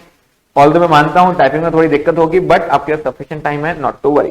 तो हम यहां लिखेंगे cash flow from operating activity, operating activity. तो पहला क्या है आपका, sales, that is cash sales. पैसा आ रहा है क्या कैश सेल्स से? हाँ, कैश सेल्स से कितना पैसा आ रहा है बेटा? तो कैश सेल्स से आ रहा है हमारा 16 लाख रुपए। ये 16 लाख कैसे आया, ये आप नीचे वर्किंग नोट में बताओगे, आपको टाइप करना पड़ेगा working note sales is equals to, कैसे किया आपने, 4 लाख इंटू 100 डिवाइड बाई 25। तो अगर सपोज आपको टाइप करते नहीं आ रहा है, तो हम ऐसे अपॉन की साइन कैसे डालेंगे, डिवीजन कैसे डालेंगे, कोई टेंशन नहीं लेना, आप डायरेक्ट लिख भी सकते हो यहाँ पे, कैसे, 4 lakh into 100 divided by 25 is equals to 16 lakh. ऐसा भी अगर आप लिखोगे ना, आप लिखोगे सेल्स इज इक्वल्स टू, तो भी आपको आंसर मिल जाएगा, मार्क्स मिल जाएंगे आपको। आपने बता दिया ना 16 लाख रुपए, यस। आगे तो ये वर्किंग, हमारा वर्किंग नोट 1 हो गया, 2 हो गया। थर्ड, वो क्या बोल रहे हैं, closing inventory was higher than the opening inventory by ₹20,000। Ideally देखा जाए तो फिलहाल इसका काम नहीं है, अगर आगे देखते हैं काम पड़ता है क्या, जरूरत नहीं है। फिलहाल उनका बोलने का मतलब क्या है, the closing inventory was higher than the opening inventory was 20,000। मतलब अगर ओपनिंग इन्वेंट्री 10 थी, 10,000, तो आपकी क्लोजिंग इन्वेंट्री कितना है, 20,000 ज्यादा है, तो क्लोजिंग इन्वेंट्री कितनी रहेगी, 30,000। अगर ये 0 रहेगी तो ये कितनी रहेगी, 20,000। Simple as that, right. तो हमें ओपनिंग पता नहीं है, तो हम कुछ भी अज्यूम कर सकते हैं, जो आपको अज्यूम करना है। आप एक्स करके करो तो भी चलेगा, आप कोई फिगर लेके करो तो भी चलेगा, आपको मेन चीज है आंसर लेके आना, ठीक है। अब मान लीजिए अगर मैं आपको ऐसे बताऊं, मान लीजिए मैं आपको बोलूं कि ये अकाउंट है आपका, ये एक अकाउंट है, फिलहाल आपके पास क्या इन्फॉर्मेशन अवेलेबल है, तो एक ट्रेडिंग से रिलेटेड आपके पास क्या इन्फॉर्मेशन अवेलेबल है, what is the information available with you. तो कहना है से मेरे पास यहाँ पे सेल्स है, कितना सेल्स निकाला बेटा आपने, 16 लाख रुपए। ओपनिंग स्टॉक आपके पास पता नहीं कितना है, अज्यूम कर लो 0, अज्यूम कुछ भी अज्यूम कर सकता हूं मैं, 10 भी अज्यूम कर सकता हूं, क्योंकि मैंने अज्यूम किया है। तो क्लोजिंग स्टॉक कितना रहेगा बेटा, 0 प्लस 20,000 बराबर ना, 20,000 ज्यादा है उसने बोला, तो मैं बोल दूंगा 20,000 है मेरा। आप एक्स कंसीडर करो तो आपको 20,000 प्लस एक्स करना पड़ेगा, मैं 0 बोल दे रहा हूँ, मेरी एजम्पशन है, मेरा एज्यूम कुछ भी कर सकता हूं मैं, ओके। टू परचेज नहीं पता, लेकिन जीपी पता है कि आपको, जीपी, हाँ जीपी पता है आपको, इसका 25 था, 4 लाख दिया था ना आपको, ये पता है। तो क्या मैं परचेज निकाल सकता हूँ क्या, 16 लाख प्लस 20,000 माइनस 4 लाख, बेटा ये आ गया 12,20,000। चेक करते हैं और कोई डायरेक्ट इन्फॉर्मेशन दिया है क्या, ये दिया है। तो ये थर्ड वाला पॉइंट भी हो गया, मैंने ट्रेडिंग अकाउंट बना लिया उससे। The company paid ₹4,50,000 is wages and 90,000 as operating expenses during the year. बेटा ये ऑपरेटिंग एक्टिविटी है, हाँ, लेकिन इसमें से 450 डायरेक्ट एक्टिविटी है, मतलब ट्रेडिंग में आता है, और 90,000 कहां आता है, पीएल में आता है। तो बेटा ट्रेडिंग में अकाउंट पूरा कर रहा हूँ, ट्रेडिंग अकाउंट, तो यहाँ पर वेजेस आएगा क्या, हाँ वेजेस कितना है, 4.5 लाख रुपए, वेजेस कितना है, 4.5 लाख रुपए। तो बेटा ये परचेज का फिगर अब निकाल सकते हैं कि हम, चेक करो, तो ये आ रहा है 16,70,000, कितना आ रहा है, 16,70,000। अब आप बोलोगे सर हम इतना अकाउंट कैसे बनाएंगे, या अकाउंट बनाना आ सकता है नहीं आ सकता है, कोई प्रॉब्लम नहीं। अगर आप लोग टाइप करके लिखते हो आंसर तो भी चलेगा। कैसे किया आपने, सेल्स प्लस क्लोजिंग स्टॉक बराबर है क्या, 16 plus 20, yes, minus opening minus wages minus GP will give you purchase. क्या किया मैंने, इसको ऐड किया, माइनस ये माइनस ये माइनस ये, ऐसे करते ना हम, टोटल क्रेडिट का माइनस ये डेबिट का, तो मैंने आंसर निकाला, तो आंसर है मेरा 16,70,000। ये कैश पे क्या है, क्रेडिट पे, तो आंसर है क्रेडिट परचेज किया, बराबर ना, credit purchase, yes credit purchase एकदम बराबर है। चलिए 16,70,000, ओके। अब इसमें से चेक करते हैं क्या ये ऑपरेटिंग एक्टिविटी है बेटा, यस ये ऑपरेटिंग, दोनों ऑपरेटिंग एक्टिविटी है ना, वेजेस भी और आप सैलरी भी। पैसा आ रहा है या पैसा जा रहा है, तो आप बोलोगे सर पैसा जा रहा है, तो payment of wages and office expenses. Wages है 4,50,000, पैसा जा रहा है तो बेटा नेगेटिव फिगर, 90,000 पैसा जा रहा है, नेगेटिव फिगर। अगर आपको वहां नहीं समझ में आ रहा, आप यहां लेस लिख देते हो तो भी चलेगा, या LESS लिख देते हो तो भी चलेगा, ठीक है। Next, balance of suppliers account 31/3/2019 was higher than the balance on 31st March by 30,000। बेटा ओपनिंग बैलेंस वो बोल रहा है 31st मार्च 19 मतलब ओपनिंग, और क्लोजिंग बोल रहा है 30,000 ज्यादा था। हमें पता नहीं कितना था, हमें नहीं पता कितना था, लेकिन ओपनिंग जो था 30,000 ज्यादा था। बेटा 30 ज्यादा था तो एक नॉर्मल क्रेडिटर अकाउंट सोचो, एक नॉर्मल क्रेडिटर अकाउंट, ये क्रेडिटर, अगर ओपनिंग बैलेंस यहां रहता है ना, by balance brought down opening balance, हाँ, और क्लोजिंग बैलेंस यहां रहता है टू बैलेंस कैरिड डाउन बराबर, ये 30,000 ज्यादा था, opening was more than closing stock. तो अगर मान लीजिए ये जीरो है तो ये कितना हो गया 30,000। तो आप यहां लिख सकते हो, अगर ये एक्स है तो वो 30,000 प्लस एक्स, ये जीरो है तो वो 30,000, जीरो प्लस 30,000। परचेज यहां आता है क्या? हाँ, बाय परचेज यहां आता है। बाय परचेज कितना किया बेटा हमने? 16,70,000। यस, इसका मतलब बाय पेमेंट कितना रहा होगा, बाय बैंक कितना रहा होगा? तो it is 17 lakh which is the balancing figure, which is the balancing figure. Clear? तो इस तरह हम आंसर निकालेंगे। तो आपका 17 लाख बेटा पेमेंट किया कि आपने, बैंक का फिगर है क्या? Well the answer is yes, bank का फिगर है। बैंक मतलब ऑपरेटिंग से रिलेटेड ऑपरेशन है, तो यहाँ पे पेमेंट टू क्रेडिटर्स कितना? 16,70,000, 16,70,000 पेमेंट किया है, तो नेगेटिव फिगर माइनस, सॉरी 16,70,000 नहीं, 17 लाख पे किया ना बेटा हमने 17 लाख पे किया। ठीक है, जैसे जैसे इन्फॉर्मेशन आ रही है हम आगे बढ़ते जा रहे हैं। 17 लाख हमने पे किया, तो इन्फॉर्मेशन हमारी 4 भी हो गई, 5 भी हो गया। Next, tax paid by the company amount to 80,000 while provision for tax 70,000। Provision कितना है मुझे उससे मैटर नहीं करता, पेमेंट कितना किया उतना बताओ, 80,000। तो बेटा यहाँ पे हम करेंगे less paid for income tax, paid for income tax कितना पे किया बेटा आपने? 80,000, राइट? पे कितना किया? 80,000। ठीक है, ये भी हो गया हमारा। Next, the company repaid bank loan of 175 which included interest. बेटा बैंक लोन भी आपका फाइनेंसिंग एक्टिविटी और उस पर इंटरेस्ट भी आपका फाइनेंसिंग एक्टिविटी है। तो company repaid bank loan of 175। बेटा बैंक लोन जब आप रीपे करते हो तो ये कौन सा एक्टिविटी है? बैंक लोन लेना फाइनेंसिंग एक्टिविटी, रीपे करना भी फाइनेंसिंग एक्टिविटी। तो आप क्या करोगे यहाँ पे, इसके नीचे इसको हटा देते हैं अभी यहां से। तो अब इसके नीचे क्या करोगे, यहां पे लिखोगे cash flow from investing activity. आप सिर्फ enter enter enter enter press करोगे, नीचे नीचे आता जाएगा, और उसके बाद आप करोगे फाइनेंसिंग एक्टिविटी। फाइनेंसिंग एक्टिविटी बेटा पैसा आ रहा है या जा रहा है? तो यहां पे रीपेमेंट है, रीपेमेंट ऑफ बैंक लोन। आप टाइप करोगे रीपेमेंट ऑफ बैंक लोन, कितना पे किया बेटा? 1,75,000 नेगेटिव फिगर। अगर आप नेगेटिव करते हो तो भी चलेगा, या फिर आप लिखते हो वहां पे नेगेटिव, सिर्फ नेगेटिव लिखोगे तो भी चलेगा, ब्रैकेट देना चलता है, नहीं दिया तो भी चलता है। तो बैंक लोन हो गया 175, ये भी हो गया। Dividend paid during the year 50,000 including dividend distribution tax. बेटा पेमेंट किया डिविडेंड, डिविडेंड किसको देते हैं हम? ओनर्स को देते हैं, और ओनर्स मतलब कैपिटल, कैपिटल का पे जो रिपेमेंट देगा, कैपिटल मतलब फाइनेंसिंग एक्टिविटी, तो डिविडेंड पे करना भी financing activity. Payment of dividend, payment of dividend कितना पे कर रहे हैं बेटा हम? 50,000। तो 50,000 यहाँ पे नेगेटिव फिगर आएगा। Next, x sold investment of rupees 6 lakh at a profit of 40। बेटा 6 लाख के इन्वेस्टमेंट 40,000 प्रॉफिट बेचा, मतलब कितने में बेचा उसने? 6,40,000 में। यस, 6 लाख की चीज जब 6,40 में बेचोगे तभी तो आंसर मिलेगा। पैसा आ रहा है या पैसा जा रहा है? पैसा आ रहा है, तो हम लिखेंगे सेल ऑफ इन्वेस्टमेंट।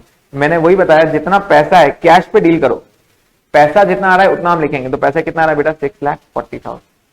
नेक्स्ट, ये इंटरव्यू हो गई हमारी। नहीं, एक्स सोल्ड, सॉरी ये हो गया हमारा, डिविडेंड हो गया। Depreciation charge on fixed asset, depreciation matter नहीं करता, हमारे लिए कैश एक्सपेंस नहीं है वो।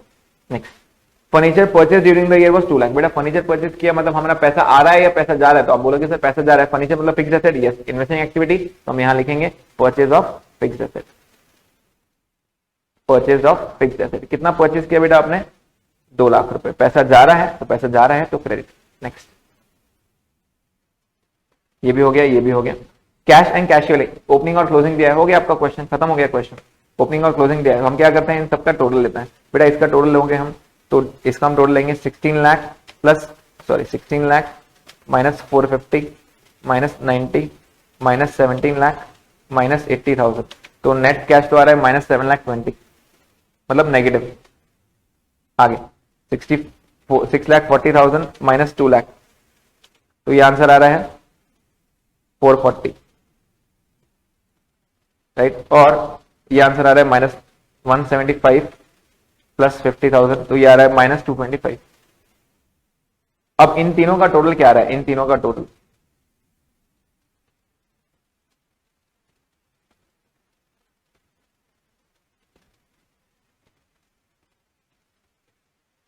720 plus 225 minus 440, 5,05,000। Did we miss something? कोई एडिशन मिस हो गया क्या हमारा?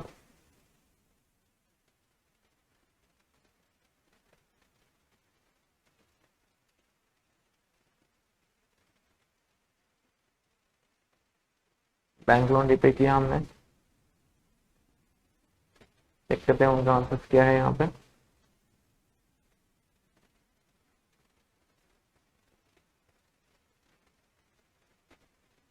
उनका पेमेंट तो सप्लायर्स कम आ रहा है।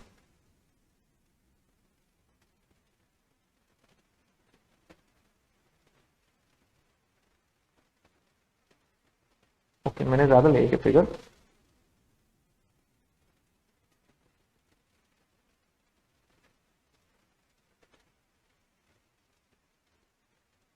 ट्रेडिंग अकाउंट हमारा 16 माइनस 4 प्लस 20 माइनस 450।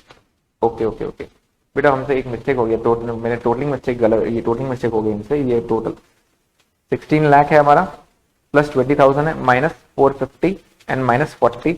ये फिगर आ रहा है आपका 4 लाख और 450, ये आ रहा है 770 बेटा। ये गलती हो गई हमसे, मैंने वो टोटलिंग मिस्टेक कर दिया। 7,70,000, ठीक है। क्लास में रहता है तो ऑन द स्पॉट हो जाता है आंसर, बच्चे बता देते हैं। चलिए नेक्स्ट आगे देखते हैं। तो ये बेटा ये आंसर गलत हो गया हमारा, ये आ रहा है 770,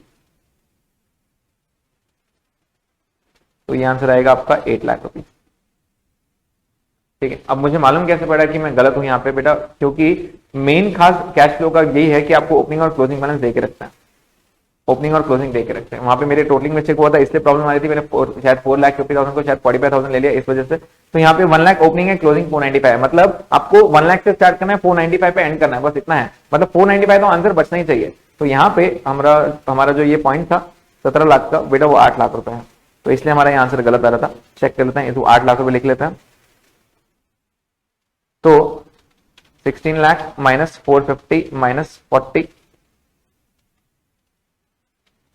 minus 90 minus 8 lakh minus 80 will give you 1,80,000। ये आ रहा है 1,80,000 प्लस फिगर। उसके बाद आ रहा है 440 एंड माइनस 225। तो ये आ गया आपका बेटा net cash flow, net cash flow from activities. Net कितना है तीनों का एडलेस करके 395। Add cash and cash equivalent at the beginning. At the beginning कितना आ रहा है बेटा? एट द बिगिनिंग 1 लाख दिया है आपको, और आपका आंसर 495 आना ही है। 495 cash and cash equivalent at the end, ये आंसर आपका आना ही आना है 495। तो आपका मिस्टेक अगर होता है तो ऑन द स्पॉट आपका रेक्टिफाई भी आप कर सकते हो यहाँ पे। तो यहाँ पे सिर्फ एक टोटलिंग मिस्टेक की वजह से आंसर गलत होता है। आई होप आप लोगों को ये पॉइंट अब समझ में आ गया, ठीक है। अब उन्होंने पूछा क्या बेटा? उन्होंने पूछा ये net cash flow from operating activity कितना है बेटा? 180 आया हमारा answer, yes. Net cash flow में इन्वेस्टिंग कितना है? 440 हमारा आंसर आया। Net cash flow from financing negative आया, उन्होंने दिया है ब्रैकेट में नेगेटिव 225, यस। और आपको उन्होंने यहाँ पे वर्किंग बताया पूरा। तो वर्किंग में आपको सिर्फ कैश फ्लो यहाँ बताना है पूरा, उन्होंने यहाँ पूरा लिख के बताया आपको। तो ऐसा टेबल आपको ऑलरेडी दिया रहेगा, आपको सिर्फ वहां पे टाइप करना है और अमाउंट लिखना है, टाइप करना है अमाउंट लिखना है, ये आपको करना है, ठीक है। चलिए नेक्स्ट आगे उसने क्या बोला है? A Limited has two associates, B Limited and C Limited. A owns 25% of voting power of B Limited and 30% of C Limited. Discuss as per AS 18, would B Limited is considered as related party in the financial statements of C Limited? अब वो क्या बोलना चाहता है? A जो है, A के दो एसोसिएट्स हैं, B और C। इसका 25% होल्डिंग A के पास है और इसका 30% होल्डिंग B के पास है। क्वेश्चन ध्यान से पढ़ो, उन्होंने बोला क्या है क्वेश्चन में। उसने क्या बोला है कि बॉस देखो, आपका जो आंसर है उसने बोला है कि बी लिमिटेड जो है वो सी लिमिटेड के फाइनेंशियल स्टेटमेंट्स में आएगा क्या एज ए रिलेटेड पार्टी? बेटा बी और सी का कोई कनेक्शन दिख रहा है क्या यहाँ पे? Answer is no. तो यहाँ पे ना बी सी को रिपोर्ट करेगा ना सी बी को रिपोर्ट करेगा, ना ही इनका कंट्रोल है। रिलेटेड पार्टी कब बनती है? एस 18 के हिसाब से व्हेन इज द रिलेशन? जब आप मोर देन 50% रहोगे ऑब्वियसली, या फिर एक एसोसिएट रहोगे अगर 50% लेस रहता है तो भी। और दूसरा, अगर आप उसको डायरेक्टली या इनडायरेक्टली कंट्रोल करते हो, डायरेक्टली या इनडायरेक्टली उसको कंट्रोल करते हो, तो यहाँ पे बी सी को कंट्रोल नहीं कर रहा है, ना ही सी बी को कंट्रोल कर रहा है। ए के एसोसिएट्स हैं, ए बताएगा जरूर कि बी और सी मेरे रिलेटेड पार्टी है, ए बताएगा। बी और सी एक दूसरे के फाइनेंशियल स्टेटमेंट नहीं बताएंगे कि वो एक दूसरे के रिलेटेड पार्टी। क्यों? क्योंकि वहां पे आप एसोसिएट से जॉइंट वेंचर से रहता है, वो आप कब मान सकते हो? वहां पे जब आपका रिलेशन सच में रहता है, या फिर व्हेन देयर इज डायरेक्ट और इनडायरेक्ट कंट्रोल। अगर बी डायरेक्टली या इनडायरेक्टली सी को कंट्रोल कर सकता था, या फिर सी बी को डायरेक्टली या इनडायरेक्टली कंट्रोल कर सकता था, at that time it will be treated as a related party, और else it will not be related as a related party. तो आपको आंसर क्या लिखना है? B Limited will not be considered as related party in the financial statements of C Limited। जैसा उन्होंने question पूछा, आपको yes और no बताना है, उसका रीजन उन्होंने यहाँ दिया है आपको। अगर वो एक्सप्लेनेशन पूछते हैं आपको, yes 4 मार्क का क्वेश्चन, एक्सप्लेनेशन जरूर देना पड़ेगा आपको। तो यहाँ देखिए क्या दिया है। अगर आप AS 18 लेक्चर्स देखोगे मेरे, तो उसके अंदर क्लियर है कि यहाँ पे AS 18 क्या था? Associates and joint ventures of the reporting enterprise and the investing party or venture in respect of which the reporting enterprise is an associate or joint venture are related parties। वही बता सकते हैं, मतलब यहाँ पे सिर्फ ए बता सकता था कि बी और C are related parties, B के लिए सी और सी के लिए B are not related party. A as B limited is not an associate of C limited, ये एसोसिएट नहीं है। Not is it being controlled directly और इनडायरेक्टली, ना ही वो उसका डायरेक्ट एसोसिएट है, ना ही वो आपका डायरेक्टली इनडायरेक्टली कंट्रोल कर रहा है, and therefore it is not so controlling C limited, it is not an related party of C limited. आपको सिर्फ ये लिखना था कि आपका कंट्रोल, अगर आप ये इतना सेंटेंस नहीं लिखते हो, थोड़ा सा सेंटेंस लिखते हो सिर्फ कि AS 18 क्या बोलता है। अगर आप डायरेक्ट एसोसिएट हो, डायरेक्ट अगर एसोसिएटेड एक दूसरे से तो बात अलग है, लेकिन अगर डायरेक्ट एसोसिएशन नहीं भी है, अगर आप कंट्रोल करते हो तो भी आपको हम रिलेटेड पार्टी बोलेंगे, लेकिन इसका कोई कंट्रोल था ही नहीं यहाँ पे, and therefore it is not a related party. ठीक है, नेक्स्ट AS 17 सेगमेंट, उन्होंने क्या बोला यहाँ पे? CC Limited has 3 segments, namely A, B, C. The total assets of the company are segment A, segment B, segment C. Find out the reportable segments as per AS 17। AS 17 assets के बारे में क्या बोलता है? AS 17 assets के बारे में बोलता है कि अगर आपका पर्टिकुलर सेगमेंट का 10% से ज्यादा एसेट रहेगा टोटल एसेट से, तो आप रिपोर्टिंग करेंसी हो, नहीं तो आप रिपोर्टिंग करेंसी नहीं, सॉरी, आपको रिपोर्टिंग सेगमेंट बताना पड़ेगा, नहीं तो रिपोर्ट करने की जरूरत नहीं है। अलग से बताने की जरूरत है, अलग से रिपोर्ट करने की जरूरत है या नहीं है, इट इज प्योरली वही बताना है। तो अगर आपका एसेट टोटल एसेट से 10% ज्यादा है तो आपको रिपोर्ट करना है। तो चेक करो इसका कितना है 1 और ये 10.5, तो 1 डिवाइड बाय 10.5 इंटू 100 कितना परसेंट हो रहा है चेक करो। 1 divide by 10.5 into 100 will give you 9.52%। तो ये तो छूट गया भाई, तुझे रिपोर्ट करने की जरूरत नहीं है क्योंकि मोर देन 10% की बात ही है। बी को चेक करते हैं, बी का आंसर क्या रहेगा? It will be 3.5 by 10.5 into 100 divide by 10.5 into 100, तो इसका आंसर आ रहा है 33.33, मोर देन 10% है, it needs to be reporting. And last में 6 डिवाइड बाय 10.5, ऑब्वियसली 3.5 है तो उसका परसेंटेज भी आप लिख सकते हो, 6.5 डिवाइड बाय 10.5 इंटू 100, तो ये आंसर आएगा 6.5 divide by 10.5 into 100 will give you 61.9 something percent, and therefore B and C are needs reporting. AS17 क्या बोलता है? अगर आपके एसेट्स टोटल एसेट्स के कंपेयर में मोर देन 10% है तो आपको रिपोर्ट अलग से करना पड़ेगा, ये एसेट्स बोलता है आपको। चलिए सोल्यूशन चेक करते हैं क्या बोल रहे हैं। Yes, B and C are reportable segment. आपका आंसर क्या है? उन्होंने भी वही दिया है, total assets is 10.5 crores, segment A, segment B, segment C. Thus only B and C hold more than 10% of total assets and therefore they are reportable segment. ठीक है, चलिए नेक्स्ट, ये नेक्स्ट आपका यस कंपनी का है, electricity है। Yes, electricity important one, electricity पे question आया, प्लीज ध्यान दीजिए इलेक्ट्रिसिटी पे। The following information is available for calculation of return on equity as per Regulation 21 of the Central Electricity Regulatory Commission, Terms and Conditions of Tariff Regulations Act 2004. Sorry, not Act, Regulations 2004. Date of commercial operation. आपने कब operation start किया? 1 अप्रैल 2016 को। Approved opening capital 20 lakh, return on equity 14%, additional capital expenditure year 1, year 2, year 3, year 4।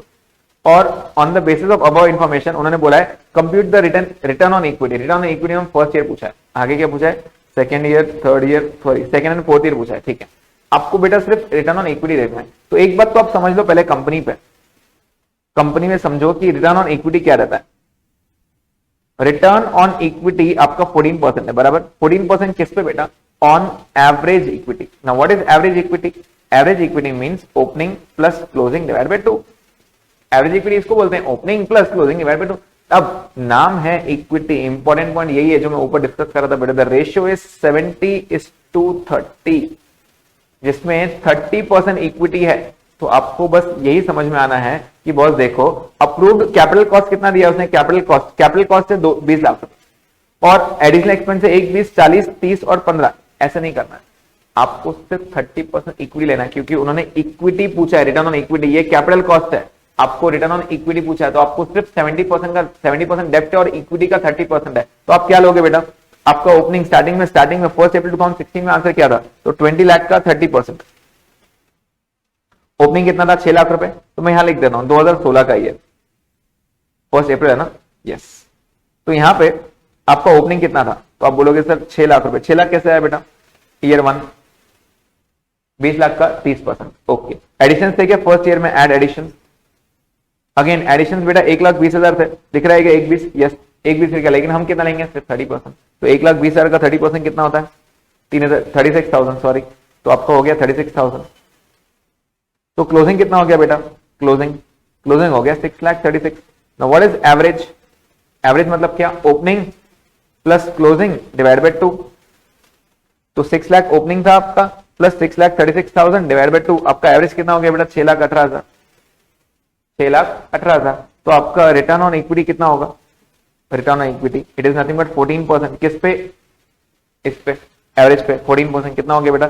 86,520। ये आपका return on equity year 1 हो गया बेटा।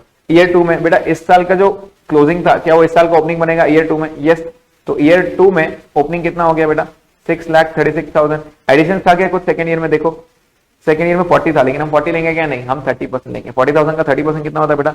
4 3 12, तो 12,000 होगा। तो आपका क्लोजिंग कितना हो जाएगा बेटा? 636 प्लस 12 इज 648। अगेन एवरेज कैसे लेंगे? Opening plus closing. ओपनिंग कितना है? 636 प्लस क्लोजिंग कितना है? 648 डिवाइड बाय 2, तो ये हो गया बेटा 6,42,000। इसका 14% इक्विटी है, into 14% will give you 89,880। Okay, year 3 की अगर हम बात करें, ईयर 3 की क्लोजिंग कितना इस साल का? इस साल का ओपनिंग बन जाएगा 6,48,000। इस साल कुछ एडिशन है क्या बेटा? इस साल एडिशन से 30,000, लेकिन हम कितना लेंगे? 30%। 30,000 3 3 9,000 होगा, ये हो जाएगा 6,57,000। एवरेज 648 प्लस 657 डिवाइड बाय 2, तो ये हो जाएगा 6,52,500। इस पे 14% बेटा, ये हो गया आपका 652,500 इंटू 14%, 91,350। और ईयर 4 में, ईयर 4 में आपका ओपनिंग कितना हो जाएगा? जो पिछले साल का क्लोजिंग था 657, एडिशनल एक्सपेंस है कि कुछ 15,000। 15,000 में से आप क्या करोगे? 30% लोगे, 15 3 45, दैट इज 4,500 प्लस 657, टोटल हो गया आपका 661,500। एवरेज निकालो, opening plus closing 657 divide by 2, तो ये हो गया आपका 659,250। इस पे 14% निकाल लो, 92,295। अब देखते हैं उन्होंने आंसर क्या क्या पूछा है। उन्होंने पूछा return of equity first year का। फर्स्ट ईयर का हमारा आया कि 86,250, 86,250 बराबर है। सेकंड क्या पूछा उन्होंने? Return on equity of second year. Second year का हमारा क्या आया? 89,880। 89,880 आंसर, यस 89,880 बराबर है। ऑन फोर्थ ईयर बोला, डायरेक्ट थर्ड ईयर नहीं बोला, फोर्थ ईयर बोला। बेटा फोर्थ ईयर का कितना है? 92,295। चेक करते हैं इनका आंसर 92,295 है, यस आंसर बराबर। ठीक है, तो इस तरह हमें आंसर चेक करना रहता है। चलिए next. BB Limited is a logistic company which has undertaken a process restructuring program. Mr. D, Director Operations, made significant contributions by providing know-how relating to process development, and Board of BB Limited decided to issue 25,000 equity shares of rupees 10 each at 20% discount to him on 15th March. The present market value of the share is 42. Pass the journal entry to record the above share. Okay. उन्होंने बेटा सिर्फ journal entry पूछा है आपको। Exactly क्या बोला है उसने कि हमारा एक डायरेक्टर है मिस्टर डी। मिस्टर डी एक डायरेक्टर है और उसने क्या किया? उसने एक नया, क्योंकि एक डायरेक्टर है तो डायरेक्टर को हम डिस्काउंट भी दे सकते हैं क्या? सेक्शन 54 याद करो। सेक्शन 54 बोलता है कि आप एम्प्लॉइज या डायरेक्टर्स को डिस्काउंट भी दे सकते हो अगर आपकी इच्छा है तो हम चाहते हैं कि हम उसको 25,000 शेयर दें 10 रुपए के, जिसकी फेस वैल्यू 10 है, और हम उसको 20% डिस्काउंट दे। चलता है कि 20% डिस्काउंट? यस। डिस्काउंट क्यों दे रहे बेटा? Why are they discount? Because he is providing knowledge, मतलब know how, he is providing us know how, knowledge provide कर रहा है हमको, वो प्रोसेस को फॉलो करने में उसका बहुत बड़ा कंट्रीब्यूशन है। तो ऑब्वियसली हम खुश हो गए, कंपनी खुश हो रही है, कंपनी बोले डायरेक्टर्स को कि इसको काम करो 20% डिस्काउंट भी दे दो। तो हम एंट्री, नॉर्मल एंट्री क्या होती है? एक नॉर्मल एंट्री क्या होती है? एक नॉर्मल एंट्री होती है bank account debit to equity share capital. ये एंट्री हमने सीखी है, फ्री में नहीं दे रहा हूं मैं, डिस्काउंट पे दे रहा हूं। तो एंट्री क्या होगी? Bank account debit to equity share capital. लेकिन साथ ही साथ इक्विटी शेयर कैपिटल, जब भी कैपिटल आता है, कैपिटल बोलता है भाई देखो तुम डिस्काउंट पे तो तुम ज्यादा दो, मुझे कुछ नहीं फर्क पड़ता, मुझे मेरी फेस वैल्यू चाहिए। मुझे मेरी फेस वैल्यू चाहिए, मतलब चाहिए, तो 25,000 इंटू 10 आएगा, मतलब 2.5 लाख रुपए। फिर डिस्काउंट 20%, 2,50,000 का 20% डिस्काउंट आ रहा है, 20% डिस्काउंट मतलब 50,000, मतलब हम उससे कितना पैसा ले रहे हैं, 2 लाख रुपए। ये 50,000 हमारा नुकसान है, नुकसान तो डेबिट होना चाहिए, डेबिट द एक्सपेंस और लॉसेस, लेकिन हम इसको नुकसान नहीं बनाएंगे, हम इसको इंटेंजिबल एसेट बोलेंगे। एसेट का नाम know how account, know how account debit. आप चाहो तो इसको गुडविल का नाम दे सकते हैं, लेकिन goodwill is not the proper name, क्योंकि हम इसको गुडविल के नाम में नहीं दे रहे हैं। प्रोमोटर्स को जब देते हैं हम, तब हम गुडविल वर्ड यूज करते हैं। फिलहाल हम एक इंटेंजिबल एसेट परचेज कर रहे हैं, which is nothing but know how account. इसको हम over the period right of करेंगे, या फिर हम इसको एक्सपेंस ट्रीट करके सीधा पीएनएल में फर्स्ट ईयर राइट ऑफ कर देंगे। कॉल आपका रहेगा, कॉल कंपनी का रहेगा। क्लियर? एक नरेशन भी लिखेंगे।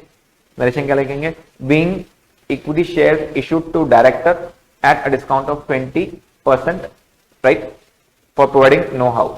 चलिए आंसर देखते हैं क्या है। यस, आंसर वही है। Clear? Next. Okay, the revenue account of life insurance. बेटा लाइफ इंश्योरेंस पे क्वेश्चन आया, अब लाइफ इंश्योरेंस पे क्या क्वेश्चन देख लेते हैं एक बार। The revenue account of life insurance company shows the life assurance fund on 31st March 21 at ₹62 lakh before taking into account the following terms. अब ध्यान दीजिए, फंड आ गया वर्ड। फंड मतलब आपको क्या समझ में आना है? फंड मतलब आपका जैसे एनपीओ का कंसेप्ट है, फंड का वही कंसेप्ट। अगर आपको याद होगा, मेरे ग्रुप 1 के मैराथन में भी मैंने वो चीज बोली है। ग्रुप 1 के मैराथन में मैंने क्या बताया था कि बेटा देखो, अगर कोई फंड रहता है, if at all there is कोई एनी फंड, तो फंड से रिलेटेड जो भी इनकम रहेगी मैं ऐड करूंगा, और फंड से रिलेटेड जो भी एक्सपेंस रहेंगे मैं फंड से ही लेस करूंगा। ये इनकम एक्सपेंडिचर में नहीं ट्रांसफर नहीं करते हम। फंड से रिलेटेड कोई भी चीज मिली है या मिलने वाली है तो फंड में ऐड होगा, और अगर उसके रिलेटेड कोई भी एक्सपेंस रहेगा तो वो फंड से लेस होगा। ये हमने बात एनपीओ में सीखी है, ग्रुप 1 में हमने ये सीखा है, और यही चीज को लाइफ एश्योरेंस फंड का नाम दिया गया है। बेटा सबसे पहले तो समझो कि लाइफ एश्योरेंस फंड क्या होता है। फंड इज नथिंग बट, आप एक लाइब्रेरी बना के रखते हो, एक फंड बना के रखते हो हमारे लिए, राइट। एक फंड बना के रखते हो, हर वो चीज जो मिलनी बाकी है या जो आपको मिली है वो आपके लिए एसेट है, वो आप उसमें ऐड करोगे, फंड में ऐड करोगे, आपके लिए इनकम है। लेकिन अगर आपको कुछ पे करना है तो आपके लिए वो एक्सपेंस है। अब आपको दो बातें इसके अंदर और समझनी है कि एक नॉर्मल इंश्योरेंस बिजनेस के लिए source of income, main source of income क्या रहता है? तो आप बोलोगे सर प्रीमियम, राइट। प्रीमियम मिलता है ना। अगर मेरी इंश्योरेंस कंपनी, मान ली अपने आपको इंश्योरेंस कंपनी मानो, अगर मैं इंश्योरेंस करता हूं तो obviously I charge premium from them, मैं प्रीमियम लूंगा ना यहाँ पे। तो कहने से वो प्रीमियम मेरा ऐड हो जाए तो मेरे लिए वो फायदा है, वो मुझे मिलेगा, तो मेरे फंड में ऐड हो जाए। जब भी मुझे प्रीमियम मिलेगा मैं फंड में ऐड करते जाऊंगा, राइट। ओके, ये पैसों का हम क्या करेंगे बेटा? ये पैसों का हम क्या करेंगे? ये पैसों का हम कहीं ना कहीं इन्वेस्ट करेंगे। इन्वेस्ट करके कुछ इनकम आएगी तो हम ऐड करेंगे। यस, ठीक, मैंने बताया फंड से रिलेटेड अगर कोई भी इन्वेस्टमेंट आता है, कोई भी इंटरेस्ट आता है तो वो फंड में ऐड होगा। यस, तो आपको क्या करना है, प्रीमियम अगर कुछ मिलता है तो आप ऐड करते हो, इंटरेस्ट अगर कुछ मिलता है तो वो भी आप ऐड करते हो फंड में, क्योंकि हमारा जो भी चीज मिलेगी हम वो फंड में ऐड करेंगे। Okay, what is the main source of expense? Expense क्या है बेटा? Expenses claims. बेटा क्लेम्स देने पड़ेंगे ना हमको। हम जब सामने वाले, अगर मान लीजिए मैंने गाड़ी का लाइफ का इंश्योरेंस कराया, 10 लोगों का इंश्योरेंस कराया, मैंने 10 लोगों से प्रीमियम तो ले लिया, अगर बाय चांस किसी की एक्सीडेंटली डेथ हो जाती है तो डेथ पे मुझे पेमेंट भी तो देना पड़ेगा ना, तो मेरा फंड कम होगा ना, मेरा एक्सपेंस हो रहा है ना, वो अल्टीमेटली मेरा एक्सपेंस है। तो बस आपको वही चीज करनी है। एग्जैक्टली, एक्चुअली ये वही है कि अगर कोई भी चीज मिलने वाली है तो ऐड करो, कोई चीज अगर आपको पेमेंट करना है तो वो लेस करो। और इंश्योरेंस के साथ एक और बिजनेस, एक और टर्म एसोसिएटेड है विच इज नोन एज री इंश्योरेंस। नाउ व्हाट इज री इंश्योरेंस? बेटा अगर इंश्योरेंस कंपनी को लगता है, इंश्योरेंस कंपनी को अगर लगता है कि नहीं यार ये हमारे बजट के बाहर हो रहा है, अंबानी का इंश्योरेंस करना, अंबानी का इंश्योरेंस अगर कोई कर रहा है तो ऑब्वियसली वो इंश्योरेंस कराएगा, मान लीजिए 1000 करोड़ का, सपोज 1000 करोड़ का। अब 1000 करोड़ का इंश्योरेंस कराएगा, अगर बाय चांस भगवान अगर ऐसा हो कि अगर बाय चांस ऐसा कुछ होता है तो 1000 करोड़ पे करना पड़ेगा यार कंपनी को, तो वो रिस्क कितना बड़ा हो जाएगा उसके लिए। तो कंपनी क्या करती है, री इंश्योरेंस, वो एक्सेप्ट करती है, वो किसी और को देता है, अपना इंश्योरेंस किसी और के नाम पे डाल देता है, ठीक है। नेक्स्ट क्या दिया उन्होंने? The revenue account of life insurance company shows the life assurance fund on 31st March 2021 at ₹60 lakh before taking into consideration the following terms. अब यहाँ पे उन्होंने दिया है आपको life assurance fund. Now what is life assurance fund? सबसे पहले तो आप लाइफ इंश्योरेंस के बारे में समझो, और फंड वर्ड आता है जब तो हम क्या ट्रीट करते हैं, प्लीज ध्यान दीजिए। फंड का कंसेप्ट आपका रेगुलर एनपीओ का कंसेप्ट है। अगर मेरा ग्रुप 1 का मैराथन भी चेक करोगे, मैंने उसमें भी समझाया, रेगुलर लेक्चर में भी समझाया है कि आपका जो फंड रहता है, फंड जब भी फंड आता है ये आप एज ए लाइबिलिटी मानते हो, राइट। और अगर ये फंड पे कोई भी इनकम जनरेट होती है तो आप ऐड करते हो इनकम, चाहे मिली हो चाहे मिलने वाली हो, और अगर कोई एक्सपेंस रहता है तो आप इसी में से माइनस करते हो एक्सपेंस। ये ट्रीटमेंट है।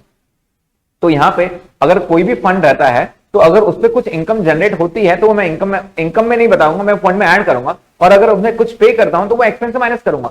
एग्जैक्टली फंड का कंसेप्ट यही रहता है, एग्जैक्टली फंड का कंसेप्ट यही रहता है। अब सोचो एक इंश्योरेंस बिजनेस के लिए, एक इंश्योरेंस बिजनेस के लिए मेन सोर्स ऑफ इनकम क्या रहेगा? मेन सोर्स इनकम कहां से जनरेट होगा? ऑब्वियसली प्रीमियम से। जब प्रीमियम आता है बेटा हमारे पास तो हमारा main source of income premium है। मेन सोर्स ऑफ इनकम क्या है? हमारे प्रीमियम है। और मेन सोर्स ऑफ एक्सपेंस क्या है? एक्सपेंस वो है क्लेम्स। क्लेम्स तो हम यही चीज करेंगे बेटा। अब इंश्योरेंस बिजनेस से अगर आप डील करो, इंश्योरेंस बिजनेस से अपने आप को इंश्योरेंस कंपनी मानो, हर वो चीज जो मुझे प्रीमियम देगा, प्रीमियम तो मेरे लिए फायदा है। यस फायदा है। तो मेरे लिए premium is nothing but income. मैंने प्रीमियम ऐड करना है, चाहे मिली हो चाहे मिलने वाली हो। ओके, मान लीजिए इंश्योरेंस से ये पैसा आया, ये प्रीमियम का पैसा आया, ये प्रीमियम को बेटा मैं क्या करूंगा? इतना सारा पैसा मैं क्या करूं? ऑब्वियसली हम कहीं पर इन्वेस्ट करेंगे, चाहे स्टॉक मार्केट में हो, चाहे बैंक में हो, चाहे कहीं पर भी हो, चाहे हमने कोई सिक्योरिटीज परचेस किया तो ऑब्वियसली उससे इंटरेस्ट मिलेगा। उससे इंटरेस्ट मिलेगा तो वो इनकम में मानूंगा, ये फंड में ऐड करूंगा। जैसे मैंने आपको बताया कोई फंड पे अगर मुझे इंटरेस्ट मिल रहा है तो हम क्या करते हैं? वो फंड में ऐड करेंगे। तो प्रीमियम हो प्लस इंटरेस्ट अगर कुछ मिलता है मुझे इंटरेस्ट, तो वो भी मैं फंड में ऐड करूंगा। अब सोचो मेन सोर्स ऑफ एक्सपेंस क्या रहेगा? एक्सपेंस की बात करें तो claims is the major source of expense. साथ ही साथ अपने लाइफ इंश्योरेंस के साथ अगर आपके घर में किसी का इंश्योरेंस होगा या आपका खुद का भी पर्सनली होगा, आप एक टर्म एसोसिएट देखोगे, बोनस देती है company.